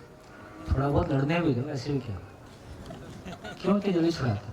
अच्छा, अगर एजुकेशन में हम देखें कि जो पेडागोजी डेवलप हुई है, तो जितने भी एजुकेशनल साइंटिस्ट हम पढ़ के आए हैं बैचलर ऑफ एजुकेशन में, तो पावलाव है, थार्नडाइक है, कोहलर है, इन सब ने पशुओं पे प्रयोग किए और इंसानों पे लागू कर दिए, है ना। पावलाव ने कुत्ते पे किए, वो एजुकेशन टेक्निक निकल के आई उससे। थार्नडाइक ने बिल्ली पे किए, किसी ने कबूतर पे भी किए, चिंपांजी पे किए, ऐसे करके पूरी एजुकेशन पेडागोजी उससे निकल के आई। अब ये जो कंटेंट है, इससे ये मानव का आधार मान के है, इससे कोई पेडागोजी या कोई टेक्निक डेवलप हो चुकी है या हमको करनी है? अब देखो, कुछ कन्वे तो हो रहा है। ये 300 लोगों की क्लास चल रही है और ये प्रवचन तो नहीं है। लगातार ब्लैक बोर्ड चल रहा है, लगातार क्वेश्चंस चल रहे हैं, लगातार ऑब्जर्वेशन चल रही है, लगातार फीडबैक चल रहा है, लगातार शेयरिंग चल रही है। इसको पेडागोजी कुछ बोलेंगे कि नहीं बोलेंगे? तो क्या इसको क्लासरूम में या शिक्षा में, जैसे 1 to 12 सिलेबस और वो जो अलग अलग कैटेगराइजेशन, उसको डेवलप करने की जरूरत है, या हर बार ये शिविर रूप में ही जा सकता है? नहीं, सब कुछ डेवलप होगा, हो रहा है। उसमें बहुत क्रिएटिविटी लग जाएगी, है ना, लग रही है, लोग काम कर रहे हैं, तो कुछ डेवलप हो रहा है। तो मुख्य रूप से काम की बात इतनी है कि जो सामने खड़ा, देखिए मुख्य चीज़ ये है कि शिक्षक बच्चे के लिए, शिक्षक ही बच्चे के लिए अध्ययन की वस्तु है, मानव के रूप। माँ बाप ही बच्चे के लिए अध्ययन की वस्तु है। ठीक बात। प्राइमरी क्लासेस में वो मानव को ही समझना उसके लिए मुख्य बात है। बाकी सब चीज़ें आराम से हो जाएंगी, कोई मुश्किल काम नहीं है। तो ये जो मानव उसके सामने आसपास हैं, वो कितना अपने आप में स्टेबल हैं, क्लियर है, तो जितनी हमारी स्थिति होगी उतना वातावरण बन जाएगा। तो मुख्य काम इसमें ये है कि जो सामने वाला कुछ कह रहा है, वो उसको आचरण के साथ कह रहा है कि मेमोरी से कह रहा है। सबसे पावरफुल जगह ये है। यदि आचरण के साथ कह रहा है तो वो कनेक्ट हो ही जाता है बच्चे के साथ। तो मेरे को ऐसा लगता है कि इसमें जो ज़्यादा पेडागोजी और जो कुछ हमको ये सब टेक्निक्स की बात इसलिए भी करनी पड़ी क्योंकि कंटेंट में भी दम नहीं था और देने वाले में भी दम नहीं था। सही बात है। इसलिए मैकेनिज्म का सहारा हम ले रहे हैं। ब्लैक बोर्ड टीचिंग का कोई रिप्लेसमेंट नहीं है। आप पीपीटी ले आओ, कुछ भी ले आओ, इलेक्ट्रॉनिक बोर्ड ले आओ और कुछ भी बोर्ड कर लो। आदमी को रिप्लेस करना संभव नहीं है। जब आदमी ही मशीन से बदतर हो गया तो उसको मशीन से रिप्लेस करने की कोशिश कर रहे हैं। ये इमोशंस कहाँ से लाओगे, है ना? ये कनेक्टिविटी कहाँ से लाओगे? तो मेरे को लगता है कि आदमी को निकाल के आदमी की एजुकेशन हम करने जाएंगे, ये संभव नहीं। तो मुख्य चीज इसमें आचरण है। ठीक बात है। अच्छा, एक जो चीज मैं समझा उसको वेरीफाई करा रहा हूँ कि जैसे हम दोनों भाइयों की 3 बच्चियां हैं, है ना? एक की उम्र 9 साल है, एक की 4 साल है और एक की 2 साल है। तो जब तक उनमें तर्क डेवलप नहीं होता है तब तक वो भय प्रलोभन आस्था से गवन होंगी, उससे ड्राइव होंगी। तो तब भय तक वो और प्रलोभन, तब तक ऐसा नहीं है, जब तक उनमें तर्क विकसित नहीं हो रहा है वो आपके आचरण से ड्राइव हो। आचरण में आस्था से ड्राइव होंगी। आचरण में आस्था ही होती है, बिल्कुल, कोई दिक्कत नहीं है। ठीक बात। तो आचरण का मतलब, आस्था का मतलब है किसी अच्छी चीज को बिना जाने स्वीकार लेना। इसमें भी आस्था ही डेवलप होगी पहले। हाँ। आप पहले लॉजिकल कंसिस्टेंसी देखते हो, आप तर्क करते हो, क्वेश्चन करते हो, अपनी बात रखते हो, सब कुछ रखने के बाद में आपको दिखाई देता है कि ये लॉजिकली कंसिस्टेंट है, जो बात कही जा रही है वो कहीं से भी कट नहीं रही है और सारे क्वेश्चंस के आंसर मिल रहे हैं। तो आप इसको मानने लगते हो। अभी जान लिया ऐसा नहीं है। तो जानने के पहले भी हमारा लॉजिकल कंसिस्टेंसी को देखकर, उसकी तर्कपूर्णता को देखकर, है ना, अपने में कुछ ऑब्जर्वेशन के साथ हम उसको मान लेते हैं कि ये ठीक है, फिर उसको जानने का प्रयास करते हैं। तो एक लेवल तक बच्चे प्रॉब्लम अभी क्या हो रही है कि छोटी एज में ही बच्चे माँ बाप को नकार दे रहे हैं, इसलिए अब उनसे कुछ सीखना बहुत मुश्किल है। आस्था भी नहीं रही ना। तर्क भी तब काम करता है कि जब एक मिनिमम लेवल की आस्था बनी हुई है। मेरे को आपसे सुनना ही नहीं है, तर्क क्या करेगा? मैं नहीं सुनूंगा आपका तर्क, ऐसी बात। ठीक बात है। मतलब बच्चे पहले व्यवहार तौर पे देखेंगे, वही चलेगा फिर भैया। घर में और मान लीजिए शिविर में तो थोड़ा बहुत तर्क काम आता है, घर में कोई तर्क काम नहीं आता है। घर में आचरण ही काम आता है, भाव ही काम आता है, थैंक यू, जीना ही काम आता है। हाँ जी। यहाँ के तमाम लोगों के सवाल सुनकर और जो मेरे भी मन में जितने सारे सवाल थे, एक तो मुझे पता चल गया कि इन सब की वजह मेरी समझ की कमी है। हाँ। तो जितने भी समस्याएं जो आ रही है मेरी लाइफ में, वो सिर्फ मुझे समझ लाने का एक अवसर है। ये मेरा नजरिया बदल गया। बहुत बढ़िया। तो हर चीज में मैं वो अवसर अभी देख रहा हूँ, ना कि समस्या। बहुत बढ़िया। और एक दूसरी बात आई कि मेरा अंतिम लक्ष्य क्या है एज अ मानव, तो सुखी होना, और सुखी होने के लिए चाहिए मेरी स्वीकृति।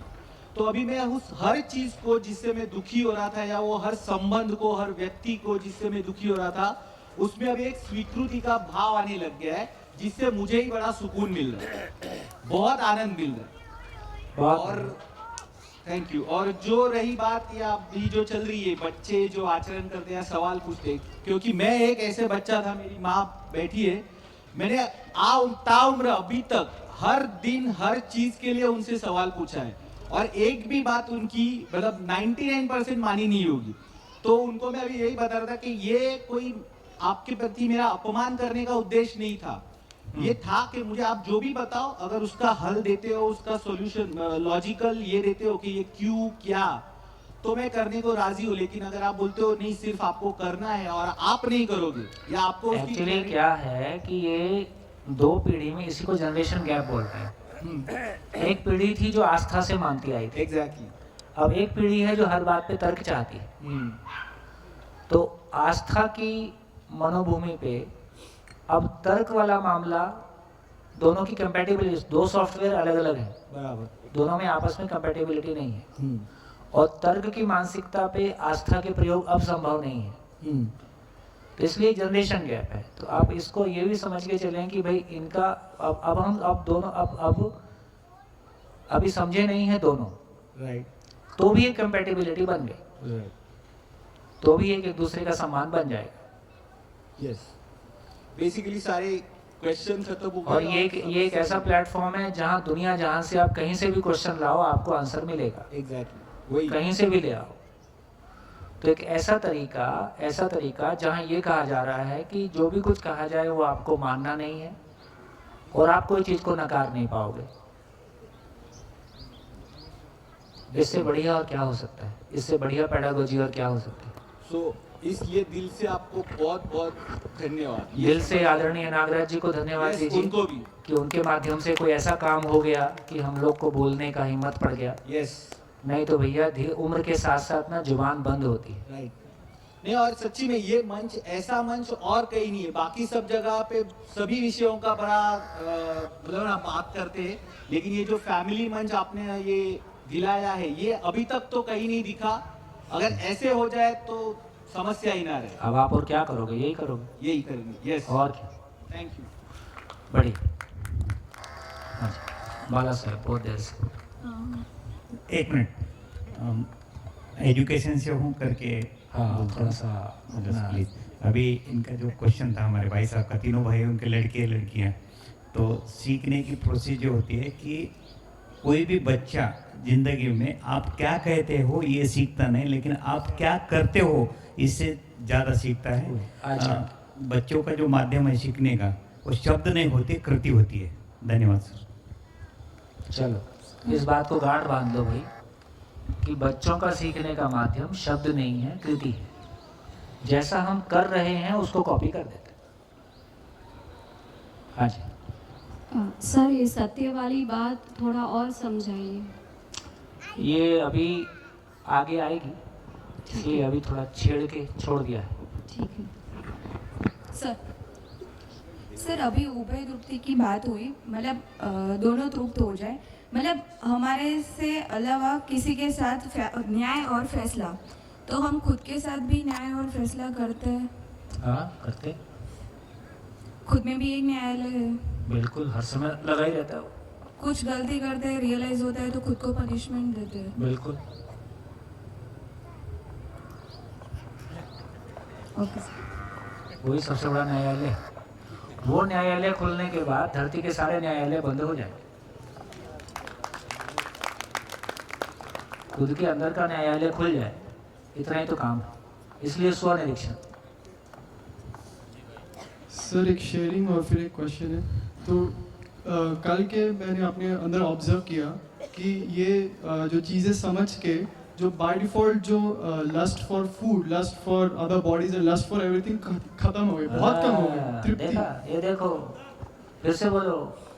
कल के अपने ऑब्जर्वेशन में पाया कि इन 3-4 दिनों में, इसके पहले lust for food, lust for like entertainment, ये सब बहुत ज़्यादा थी। यहाँ पर कुछ मेरे को फिजिकल एंटिटी मिल नहीं रही, लेकिन फिर भी वो सब एकदम ही लाइक क्यों कम हो गया?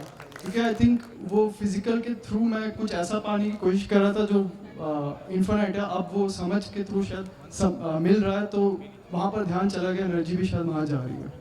हाँ, तो जो क्वेस्ट फॉर हैप्पीनेस थी वो शिफ्ट हो गई। इसलिए कहा कि कुछ भी छोड़ने की आवश्यकता नहीं है, कुछ भी अपराध बोध की ज़रूरत नहीं है, अपने आप को कोई भी सज़ा देने की ज़रूरत नहीं है, कुछ भी किया कोई दिक्कत नहीं है, कुछ परेशानी नहीं है। केवल ये सही वाला स्रोत खोलो, बाकी सब अपने आप डाइल्यूट होके चल देंगे। इतना आराम का काम है। ना आपको किसी को अपनी किस्सा सुनाना है, ना आप हमको बताओ कि आप क्या क्या अपराध करके आए, गलती करके आए हो, क्योंकि दूसरे को बताने से भी हमको ख़राब ही लगता है। ना हमको पूछने की ज़रूरत है। कितनी बढ़िया काउंसलिंग है ना। अभी काउंसलर का बात करता है तो बात करने के पहले ना वो अपना घड़ी दबा देता है, घंटे के हिसाब से बात होती है। उधर अपनी बात बता रहे हैं, उधर उसमें घड़ी देख के टेंशन होती है। घड़ी के हिसाब से पैसा है। देखिए कितनी बढ़िया काउंसलिंग है कि आपको ना कुछ पूछने की ज़रूरत है, ना किसी को बताने की ज़रूरत है, और आपकी सब प्रॉब्लम ठीक हो जानी। बहुत बढ़िया। मेरी बहन साइकोलॉजी कर रही है। नया रोजगार ढूंढे। इसी में दूसरों के दुख हमारा रोजगार नहीं हो सकते। किसी के दुख में उसको आपके प्यार और भाव की जरूरत है। हम उसमें धंधा ढूंढते हैं। हम कैसे लोग। और अभी के टाइम में सबका दुख हमारा धंधा है, हमारा ऐसे ही अप्रोच है। और देखो गुजरात में तो लोग धंधे में ज़्यादा मास्टर है। तो हम जांचें कि हमारा माइंडसेट क्या है ना। तो दूसरे की शरीर की आवश्यकता पूरी करा दे। शरीर की आवश्यकता पूर्ति के लिए सारा बिजनेस है, उसमें कोई दिक्कत नहीं। जीवन की आवश्यकता पूर्ति तो प्यार का आदान प्रदान है, संबंध की अभिव्यक्ति है, वहाँ कोई धंधा नहीं हो सकता। तो इसी का मेरा क्वेश्चन बन रहा है कि जैसे अब हम ब्रेन के थ्रू या बॉडी के थ्रू हम आस्था लाते हैं और इवन समझते भी हैं। तो अब ये जो आस्था, मैं पहले आस्था के मोड पे था, स्पिरिचुअलिटी योगा, लेकिन वो जैसी भ्रम टाइप का लगा या फिर कुछ उसमें गलत दिखा, वो टूट गया, अब वो कंसिस्टेंट नहीं है। तो आस्थाएं टूटेंगी नहीं, आस्थाएं शिफ्ट हो जाएंगी। पहले आस्था किसी व्यक्ति के प्रति था, अब आस्था सच्चाई के प्रति होगी। तो अब अगर मैं समझता हूँ ब्रेन के थ्रू, ये ब्रेन में कुछ डैमेज होता है, तो मैं जो समझ है वो कंसिस्टेंट रहेगा कि वो हट जाएगा? बना रहेगा, शरीर मरने के बाद भी समझ बनी रहेगी। इसको चर्चा आज करेंगे। जी भैया जी, जैसे हमारे बिजनेस में एक फील्ड होता है, जैसे सामान, जैसे आपने कहा, वैसे ऐसे कहीं मतलब मेरी में एक जैसे एक सब्जेक्ट होता है पेमेंट का, तो मैं नहीं चाहता हूँ कि मैं सामने वाले का अपमान करूँ या उस पर गुस्सा करूँ, पर न चाहते हुए भी उस पर गुस्सा करना पड़ता है, फिर उसको हर्ट होता है। पर अगर मैं प्यार से प्रस्ताव कर मतलब बात करता हूँ तो वो समझता ही नहीं है। इसका सूत्र इतना ही है कि पशु मानव भय प्रलोभन आस्था से नियंत्रित होता है। तो जब तक आपने उसको मानव बनने का अवसर नहीं दिया, मानव नहीं बनाया, तब तक आपको भी ऐसा करना पड़ सकता है। ऐसा करते हुए आपको भी अच्छा नहीं लगता है, ऐसा उसके साथ होते हुए उसको भी अच्छा नहीं लगता। लेकिन जब तक दोनों का आत्मसम्मान उस लेवल का, दोनों का विश्वास उस लेवल का नहीं हो जाए कि सामने वाला पेमेंट नहीं दे पा रहा है, तो आपको भरोसा हो जाए कि देना तो चाहता है, अभी स्थिति नहीं है। नहीं, जो मीन्स जैसे मार्केट में जो बाय देते हैं ना, उनको पहले पेमेंट मिलती है। हाँ, नेचुरल है वो तो, देखो दबाव से। लेकिन यदि सामने वाले की इंटेंशन खराब नहीं है, तो बिना भय दिए भी पेमेंट आ जाए और पेमेंट भी आ जाए और संबंध भी बना रहे, संबंध चला जाए और पेमेंट आ जाए, अलग अलग तरह के कई सारे कॉम्बिनेशन हो सकते हैं। तो बेस्ट कॉम्बिनेशन क्या हो सकता है? संबंध भी बना रहे और पेमेंट भी आ जाए। राइट। और कई बार धीरे से समझ में आता है कि पेमेंट छोटी कमाई थी, संबंध बड़ी कमाई थी। तो बड़ी कमाई के लिए छोटी कमाई। सर, इसका एक सॉल्यूशन है मेरे पास। हाँ, एडवांस पेमेंट लेना शुरू कर दें वो भाई से। अब उनको बिजनेस बढ़ाने का लालच है तो कैसे होएगा?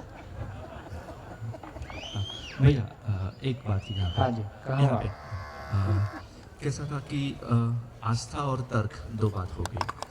आस्था का डिजाइन हुआ उस टाइम पे भी हम समझ ले कि जो भी पकड़ ले कि 2 साल 3 साल 5 साल 50 साल पहले आस्था के मुताबिक कुछ चीज़ कही जाती थी, तभी भी कोई सिचुएशंस थी।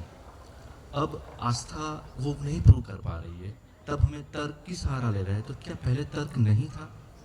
हाँ, तर्क को उतना जगह नहीं दिया गया है, या जो कुछ कह रहे थे वो, देखो गुरु शिष्य का मतलब इतना ही है कि गुरु के आचरण को शिष्य को स्वीकारना है, उस पर क्वेश्चन करना ही नहीं। तो वो दुनिया अलग है। और वक्त के साथ साथ चीजें बदल रही हैं।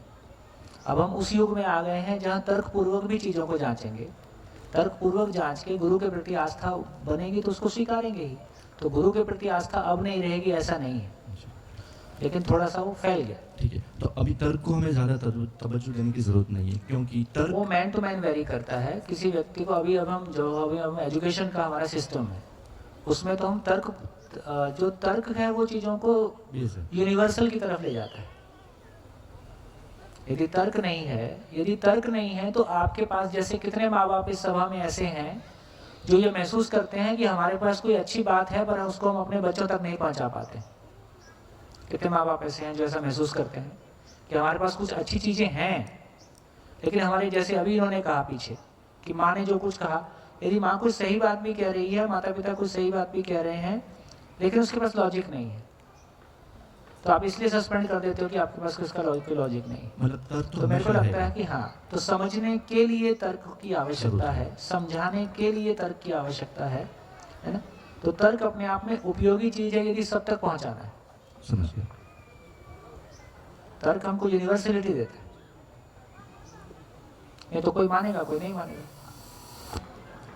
अब यहाँ आपके पास अस्वीकार करने की स्थिति नहीं है। हाँ, आप उस पर कितना चलोगे वो आपकी अपनी स्थिति है, उसके लिए कोई मजबूरी भी नहीं है।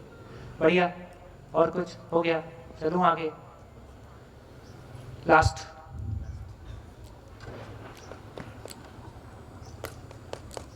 सुबह में पहाड़ चढ़ने गए थे तो थके सोते ही सुन रहा था, फिर भी कुछ कितने देर में चढ़ गए? आधा पौना घंटा चला था, आधा ही चढ़े थे। फिर भी मैं सोते सुन रहा था, फिर भी कुछ प्रेसिपिटेशन होके बर्नर से कुछ बाहर निकाल रहा है, वो मैं शेयरिंग करना चाहता हूँ कि बहुत सारे धर्म हो गए, खेतीबाड़ी में भी बहुत सारे टेक्निक्स वगैरह हो गए, एजुकेशन में भी बहुत टेक्निक्स हो गए, फिबोनाची आ गया, लैंडमार्क हो गया, ये वो ये वगैरह हो, कहीं से कुछ नहीं निकला। अभी यहाँ सबसे उबल के निकल रहा है वो मैं देख रहा हूँ। किसानी में ना एरोमेटिक फार्मिंग कर रहे हैं ना, उसमें वो डिस्टिलेशन करते हैं, घास फूस से सुगंधित तेल निकालते हैं और बाकी कचरा पड़ा रहता है, सुगंधित तेल निकलता जाता है। तो अभी ये ऐसे डिस्टिलेशन करके हमको सुगंध फैला रहा है। आप है ना ये चलती फिरती मानव रिफाइनरी हो सर जी, जो आ रहा है। देखो, प्रशंसा से काम नहीं चलेगा। ये बताओ कितने लोग रिफाइनरी होना चाहते हैं? ऐसे बोलोगे तो बात ठीक। चलिए आगे चलते हैं। तो देखिए, जितनी बात अभी तक हमने कर ली, तो मानव के बारे में कुछ क्लैरिटी हमारी बनी। भैया एक सवाल था। हाँ, अभी जो उन भैया ने सवाल पूछा था कि उनको पेमेंट के लिए फिर जब भय से ये कुर्सी अच्छी है, ये डायस भी है, कुर्सी भी है। पहली बार समझ में आया इसका जुगाड़। हाँ जी, बोलिए। हाँ, तो आप कह रहे थे कि मनुष्य जब तक अपनी उपयोग, मैं जो समझी थी अभी बात जो हुई उससे, कि मनुष्य जब तक अपनी उपयोगिता नहीं समझता है तब तक वो भय, पद, लोभ, मोह इन सब से नियंत्रित होता है।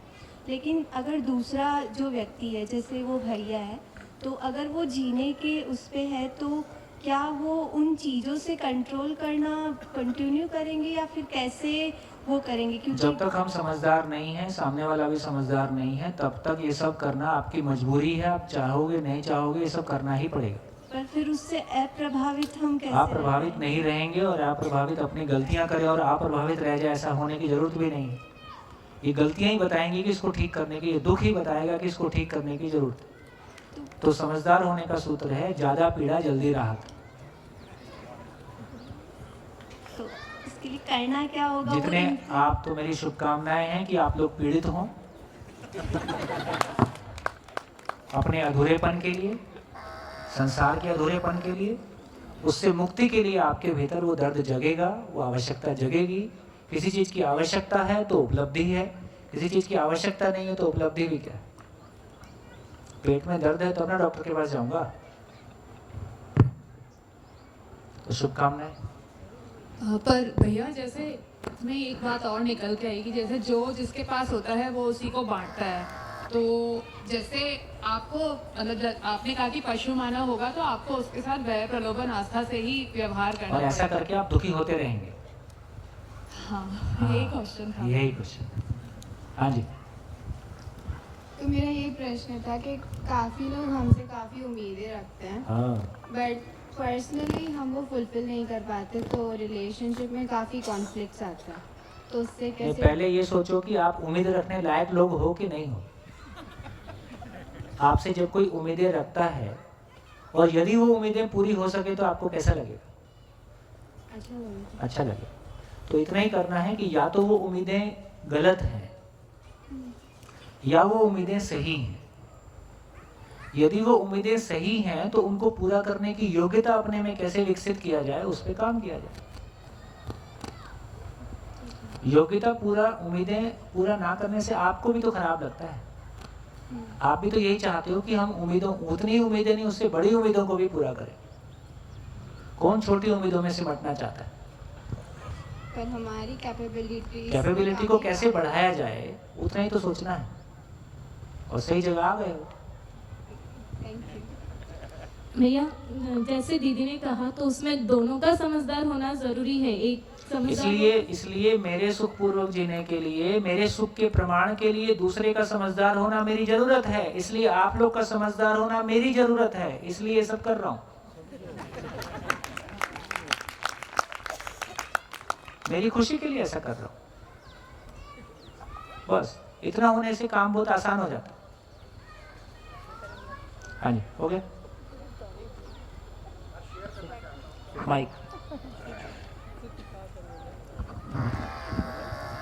सर, एक छोटी सी बात शेयर करना चाहता हूँ, खास करके आज के बिजनेस में और व्यवहार में जो है, जो कहीं पर परसेप्शन और इंटरप्रिटेशन, वो कहीं कहीं गलतफहमियां भी पैदा करती हैं, और जिसे हम कॉन्फ्लिक्ट कहते हैं, बिजनेस में भी व्यापार में भी, इसके पीछे जो रीज़न है वो कहीं ना कहीं हमारी लोभ की जो मानसिकता है।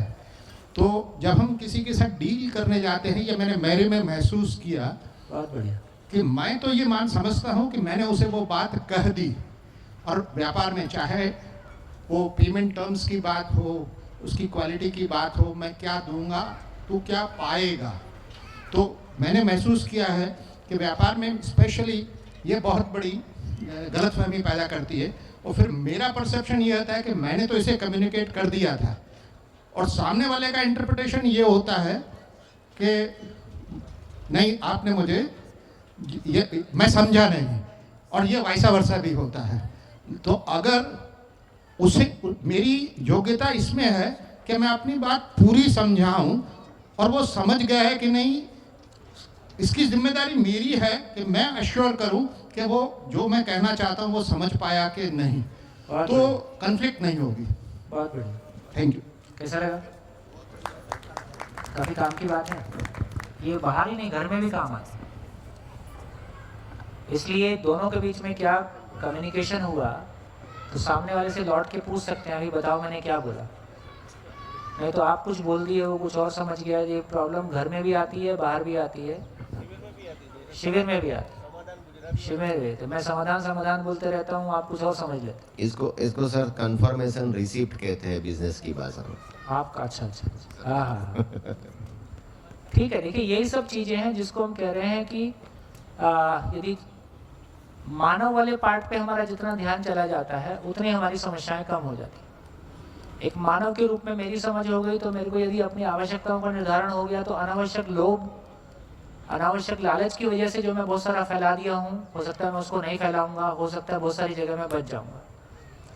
मैं सभा में शेयर कर देता हूँ कि हमारे बहुत सारे मित्र सूरत में जो बिल्डिंग वाले एरिया में काम कर रहे थे, जब पिछले 2-3 साल पहले शिविर हुआ तो उस समय उनको लग गया कि यार आवश्यकता तो इतनी नहीं है, हम लालच में इतना सारा इन्वेस्टमेंट, इतना सारा बिजनेस फैला रहे हैं, तो वहाँ से उन्होंने अनावश्यक इन्वेस्टमेंट कम कर दिए। संयोग से उसके बाद लॉकडाउन हो गया, ये सारे लोग बच गए। उनमें से कुछ लोग यहाँ मौजूद हैं। तो हमारे लालच के चक्कर में भी हम, बिजनेस और लालच में फ़र्क है, ये भी हम कैसे डिफ्रेंशिएट कर पाएँ। तो मेरे को लगता है बहुत सारी चीज़ें आसान हो सकती हैं यदि मानव वाले पार्ट पे हमारी क्लैरिटी है, ज़िंदगी वाले पार्ट पे हमारी क्लैरिटी है, क्या करना है, क्यों करना है। अभी कुछ करना है ये है, क्यों करना है इस पर बहुत हमारी क्लैरिटी नहीं है। चलिए, तो देखिए जितनी बात अभी तक हमने की उसको फिर से एक बार आ जाएं और आगे किधर चलेंगे उसको हम देखते हैं। तो हमने अभी तक ये चर्चा की है कि मानव है और मानव की 2 प्रकार की आवश्यकताएं हैं। एक प्रकार की आवश्यकताएं शरीर के लिए है और दूसरे प्रकार की आवश्यकताएं मन के लिए। शरीर के लिए सारी आवश्यकता भौतिक है, रासायनिक है, और इसको हम श्रम पूर्वक, प्रकृति के साथ श्रम पूर्वक करके इसको हम पा रहे हैं। ये एक साइड है, और फाइनली ये हमारे जिंदा रहने में सहयोगी है। एक दूसरी यात्रा हमने पूरी की है जिसमें कि हमारी क्लैरिटी बनी है कि मन की आवश्यकता भाव है। भाव जो है समझ पूर्वक पूरा होता है, और भाव जो है वास्तविकता जैसी है, वास्तविकता जैसी है वैसा समझने से, और ये हमारे जीने का काम है। तो ये 2 साइड हमने पूरी की है।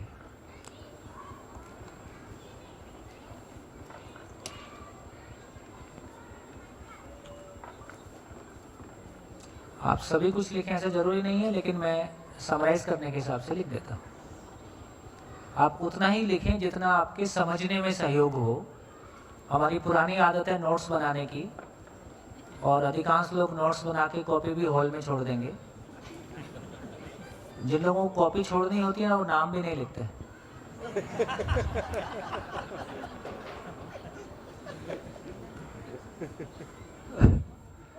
मतलब गलती ऐसा मत वापस फिर से लौट के मत आ जाए नाम लिखने से।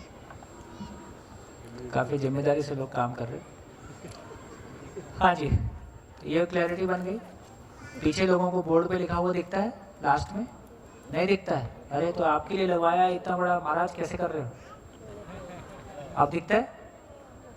हाँ, मतलब दिखता है का मतलब मैकेनिज्म ठीक है, कभी कभी इनका ध्यान नहीं रहता होगा।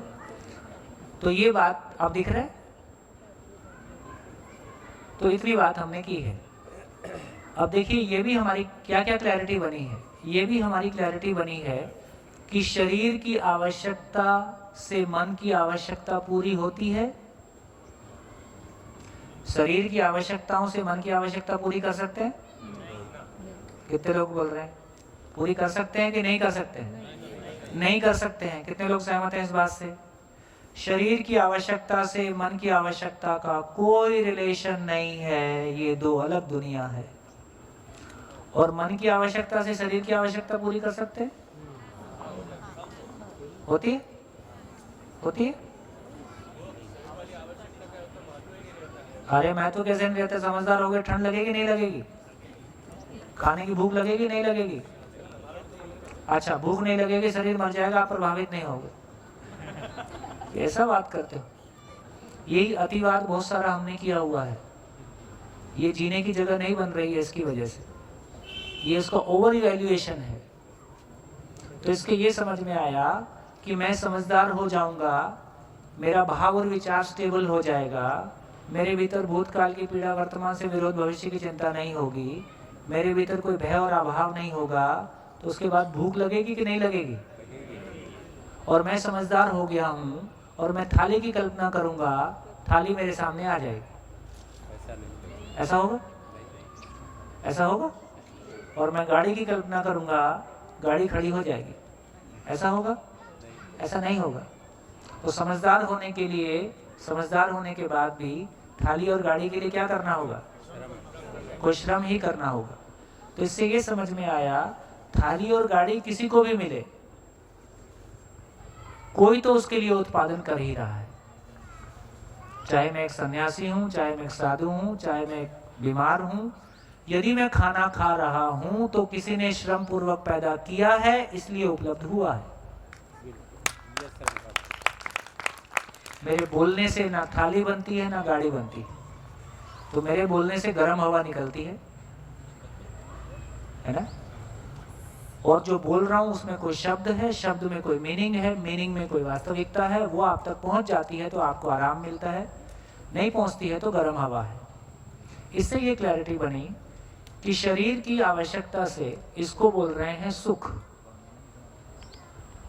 इसको बोल रहे हैं सुविधा। तो सुविधा से सुख नहीं और सुख से सुविधा नहीं, दो अलग अलग चीजें हैं। इसको कहा कि श्रम से समृद्धि और इसको कहा कि समाधान से, समझ से समाधान और समाधान से सुख, दो अलग दुनिया है। दोनों का आपस में कोई रिलेशन इस सेंस में नहीं है, है ना? दोनों एक दूसरे के पूरक हैं, लेकिन दोनों बिल्कुल अलग अलग वास्तविकता है। ये सब लोग का ध्यान चला गया? हाथ उठाओ। क्लियर हो गया? इसी को ही बार बार ऑब्जर्वेशन में लाना है। पूरे दिन, रात, सोते समय, बोलते समय, है ना, कुछ भी व्यवहार होते समय, कुछ भी करते समय, मैं क्या कर रहा हूँ, क्यों कर रहा हूँ, शरीर के लिए कर रहा हूँ कि मन के लिए कर रहा हूँ, और दोनों के लिए नहीं कर रहा हूँ तो निरर्थक है। मेरा कोई भी विचार, मेरा कोई भी व्यवहार, मेरा कोई भी कार्य, ये ना तो वो शरीर के लिए है ना वो मन की आवश्यकता के लिए है। इसका मतलब वो भड़ास है, चुगली चुगली है, निरर्थक है, टाइम पास है।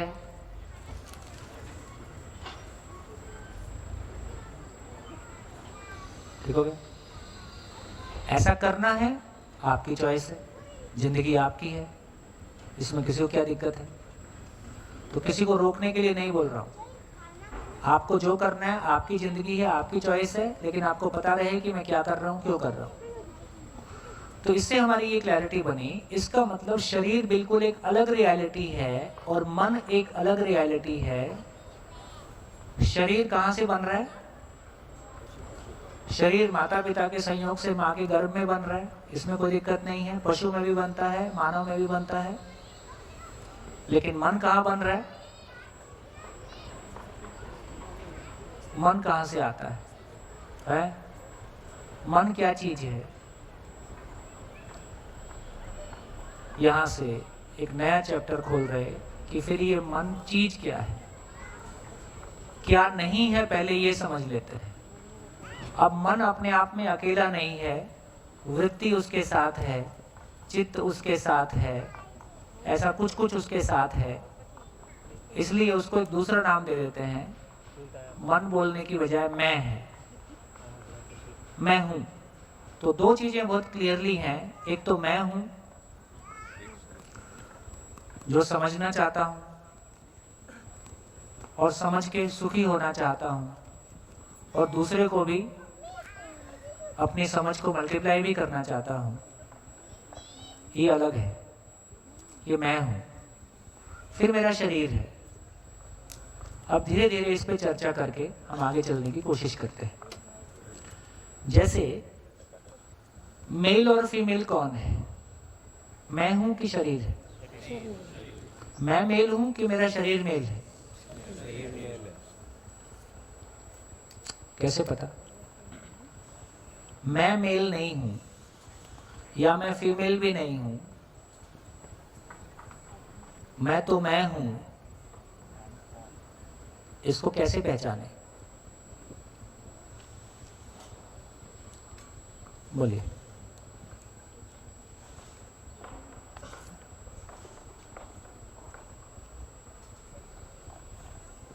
सर आई गेस इसमें साइंस ने थोड़ा क्लैरिटी लाने में आसानी लाई है।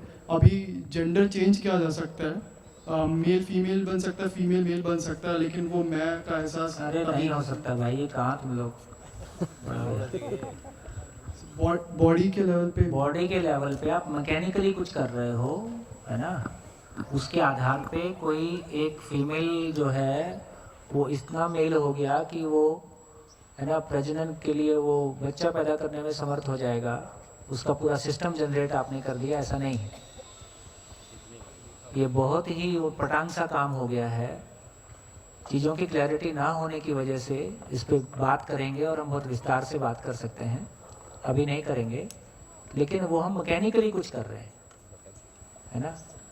तो मैकेनिकली कुछ करना अलग बात है, सही अर्थों में एक पुरुष शरीर बना देना बिल्कुल अलग बात है, स्त्री शरीर बनाना अलग बात है। तो शायद वो बात तो नहीं है। हाँ जी, मैं ठीक कह रहा हूँ? सहमत है इस बात से? हाँ जी।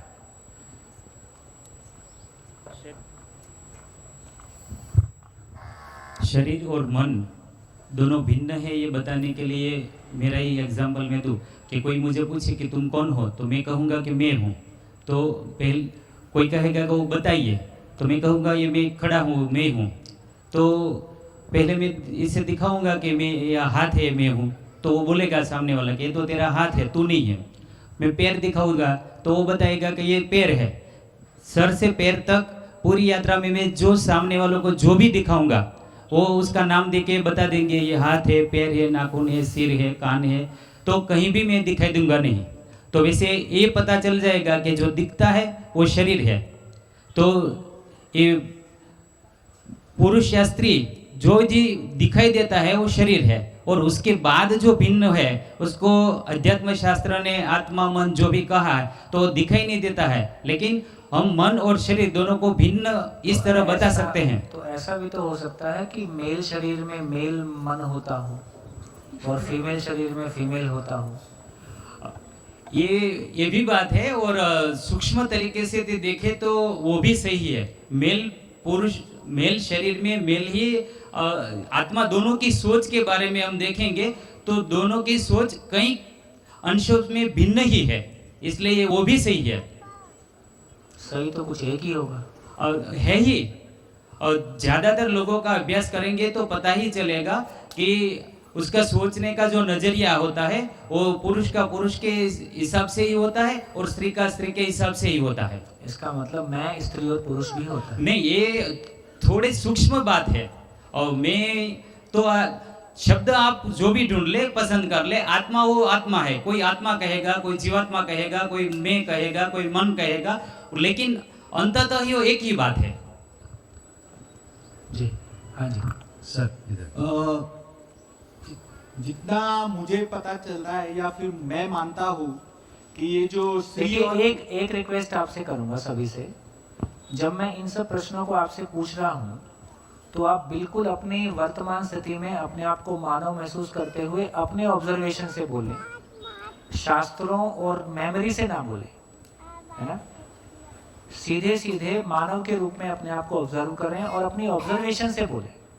राइट, ठीक।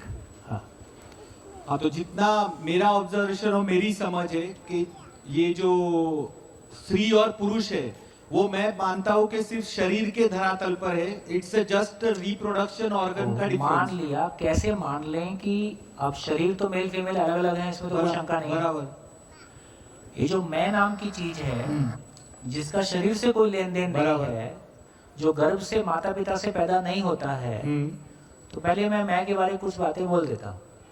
मैं जो एंटिटी है इसका माँ बाप के संयोग से कोई लेन देन नहीं है, ये माँ बाप से पैदा नहीं होता, ये एक सेपरेट एंटिटी है जो एग्जिस्टेंस में है, ठीक। तो ये माँ बाप से पैदा नहीं होता, ये भौतिक रासायनिक नहीं है, ये एग्जिस्टेंस में है, इसको माँ बाप ने नहीं बनाया है, ठीक। तो ये सेपरेट एंटिटी है तो सही सेपरेट। अभी इतने कैसे सेपरेट है इसको और समझेंगे। तो अब इस पे बात कर सकते हैं कि ये जो मैं नाम की चीज है ये मेल या फीमेल नहीं है, ये दोनों में सेम है या एक ही चीज है, एक ही एंटिटी। मेरे ख्याल से ये एक ही है, क्योंकि जो भाव और चित्त की बात जब आती है तो दोनों में ये सेम रहता है। मतलब मेरा सुख वही स्त्री का भी होता है और मेरा भी पुरुष का भी होता है, मेरा दुख भी वैसे ही होता है, उसका दुख भी वैसे ही होता है। तो चित्त के धरातल पे जो भावनाएं हैं वो सब दोनों का सेम है। इसके लिए मैं ऐसे स्त्री पुरुष नहीं हूँ, एक ही हूँ। ये बात कुछ पहुंची। जो भाव की दुनिया है, भाव की दुनिया का मतलब है कि मैं विश्वास की निरंतरता चाहता हूं। तो स्त्रियों को सम्मान ज्यादा चाहिए कि पुरुष को ज्यादा चाहिए? सभी को चाहिए। स्त्रियां पहले समझेंगे कि पुरुष पहले समझेगा?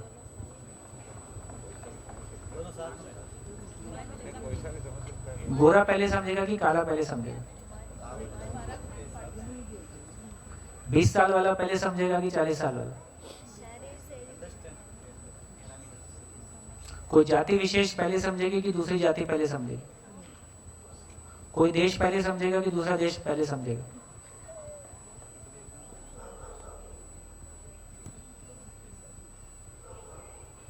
तो यह सारे क्वेश्चन गिर जाते हैं।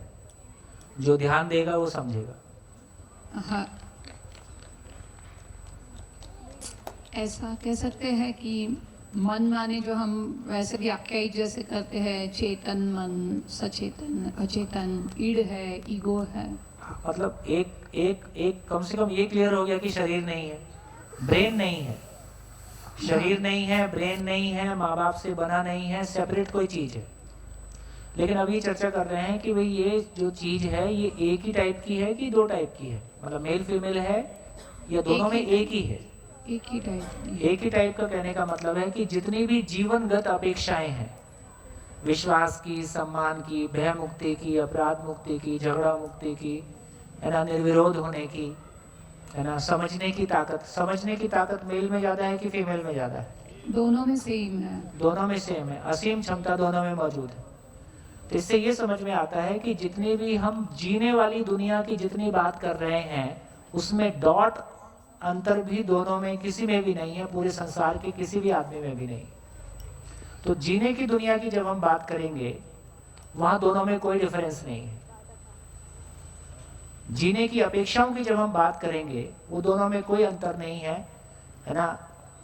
यदि भय, मतलब बात क्लियर हो गई ना कि भय मुक्ति, अभाव मुक्ति, निर्विरोध होना, सुख की निरंतरता, विश्वास की निरंतरता, सम्मान की निरंतरता, ये जितना भी पार्ट है, सोचने समझने की क्षमता दोनों में असीम है तो इससे ये क्लैरिटी बनेगी कि ये भाव की दुनिया, ये जो जीने की दुनिया में जो अपेक्षाएं हैं, ये दोनों में समान है। ये अपेक्षाओं को करने वाला कौन है? कोई समान चीज दोनों में है, इसलिए दोनों में ये समान है। तो अंतर जितना भी है शरीर में है। मेरा शरीर फीमेल है कि मेल है, इसको पहचानने वाला कौन है? मैं ही पहचानता हूँ। मेरा शरीर बीमार है कि स्वस्थ है, इसको पहचानने वाला कौन है? मेरा शरीर जवान है कि बूढ़ा है, इसको पहचानने वाला कौन है? और मेरा शरीर अच्छा है कि बुरा है, ये पहचानने वाला कौन है? और ये सुखी दुखी होने वाला कौन है? मैं हूँ।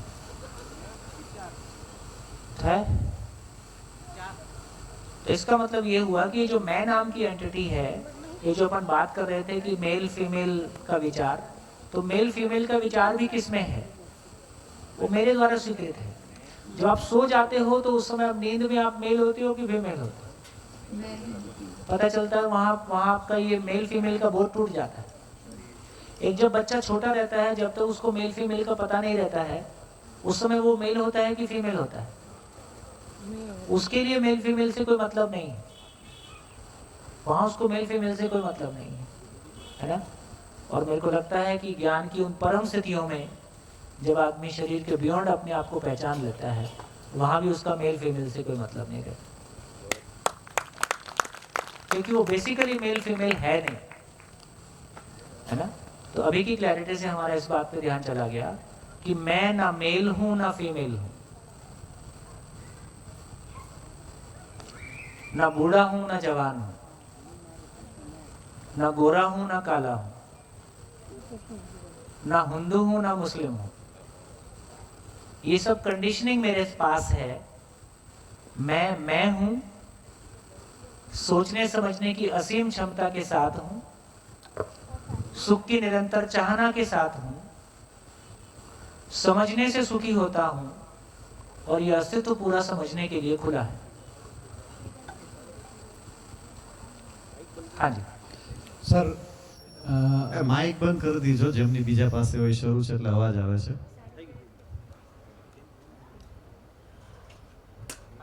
सर अगर मैं शॉर्ट में कहूँ तो आशा विचार इच्छा व्यक्ति के अंदर जो भी जन्म लेती है, आशा विचार और अच्छा, वो मैं हूँ।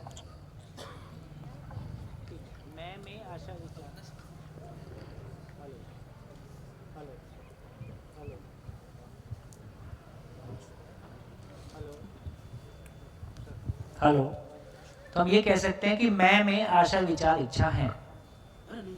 आशा विचार इच्छा मैं हूं, ये थोड़ा अधूरा है। मैं में आशा विचार इच्छा है, ये ठीक है। हाँ जी। सेब मैं खाता हूँ, और बीमारी की अवस्था में वही सेब मेरे पास है, लेकिन फिर भी मुझे मतलब नहीं पसंद पड़ रहा है। तो मन से भी ऊपर में है, जो मन से भी ऊपर में तो है। मैं जो है उसमें मन शामिल है। हाँ, मन शामिल। मैं में वृत्ति भी शामिल है, मैं में चित्त भी शामिल है, मैं में बुद्धि भी शामिल है, और भी कुछ शामिल है जिसको अभी नहीं बोल रहा हूँ। अहंकार मैं नहीं बोल रहा हूँ। ठीक है। हाँ जी हाँ जी हाँ जी। लास्ट भूमि फ्रॉम सूरत। मैं के नाम पे आपने बोला कि शरीर पे है, तो फीमेल को ये जो मातृत्व का सुख मिलता है, तो उधर मुझे थोड़ा गैप लग रहा है अंडरस्टैंडिंग में कि ये तो फीमेल की बॉडी से मुझे मिल रहा है। हाँ, क्योंकि मैंने स्वीकारा हो, मेरे घर से भी मेरे को सुख मिल रहा है क्योंकि मैंने घर को भी स्वीकारा हुआ है। कपड़े से भी अच्छा लगता है क्योंकि मैंने स्वीकारा हुआ है। तो जो भी मैंने स्वीकारा हुआ है उसको मैं फील कर ही सकता हूँ ना। मेरे देश से भी मेरे को सुख मिलता है, मेरा स्वीकारा हुआ है। मेरे को मेरे देश के बारे में सोचता हूँ तो थोड़ा ज़्यादा अच्छा लगता है, दूसरे देश के बारे में सोचता हूँ ठीक है, क्योंकि जैसा मैंने स्वीकारा हुआ है। तो स्वीकारने की बात है। और नहीं स्वीकारा हुआ है तो यही स्त्री शरीर मेरे लिए दुखदायी है। ऐसी बहुत सारा मेल या फीमेल मिलेगा जो अपने शरीर को स्वीकारे हुए नहीं है। उनको लगता है कि मैं मेल होता तो अच्छा होता। वो अपने स्त्री शरीर से मातृत्व से वैसा सुख नहीं पा रही। हाँ, तो सर जैसे इसका मतलब स्वीकार्यता की बात है। ओके, तो जैसे मैं अपने बच्चे को मेरा कह के स्वीकार्य करती हूँ फीमेल की बॉडी से, ठीक है?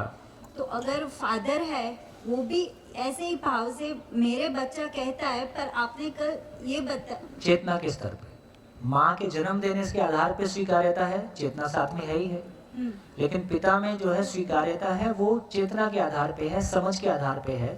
समझ जितनी गहरी होगी उतना भाव भी गहरा होगा। तो कहीं ना कहीं ये माता का और पिता का बच्चों के साथ जो चेतना के स्तर पे भाव होता है वो समान हो सकता है। ऑफ कोर्स समझ के लेवल पे दोनों इक्वल हो जाएंगे। जब तक दोनों में समझ नहीं है तब तक माँ में इसलिए ज्यादा है कि उसमें बायोलॉजिकली भी है। ठीक है। नमस्कार, धन्यवाद, फिर मिलेंगे ब्रेक के बाद। Thank you.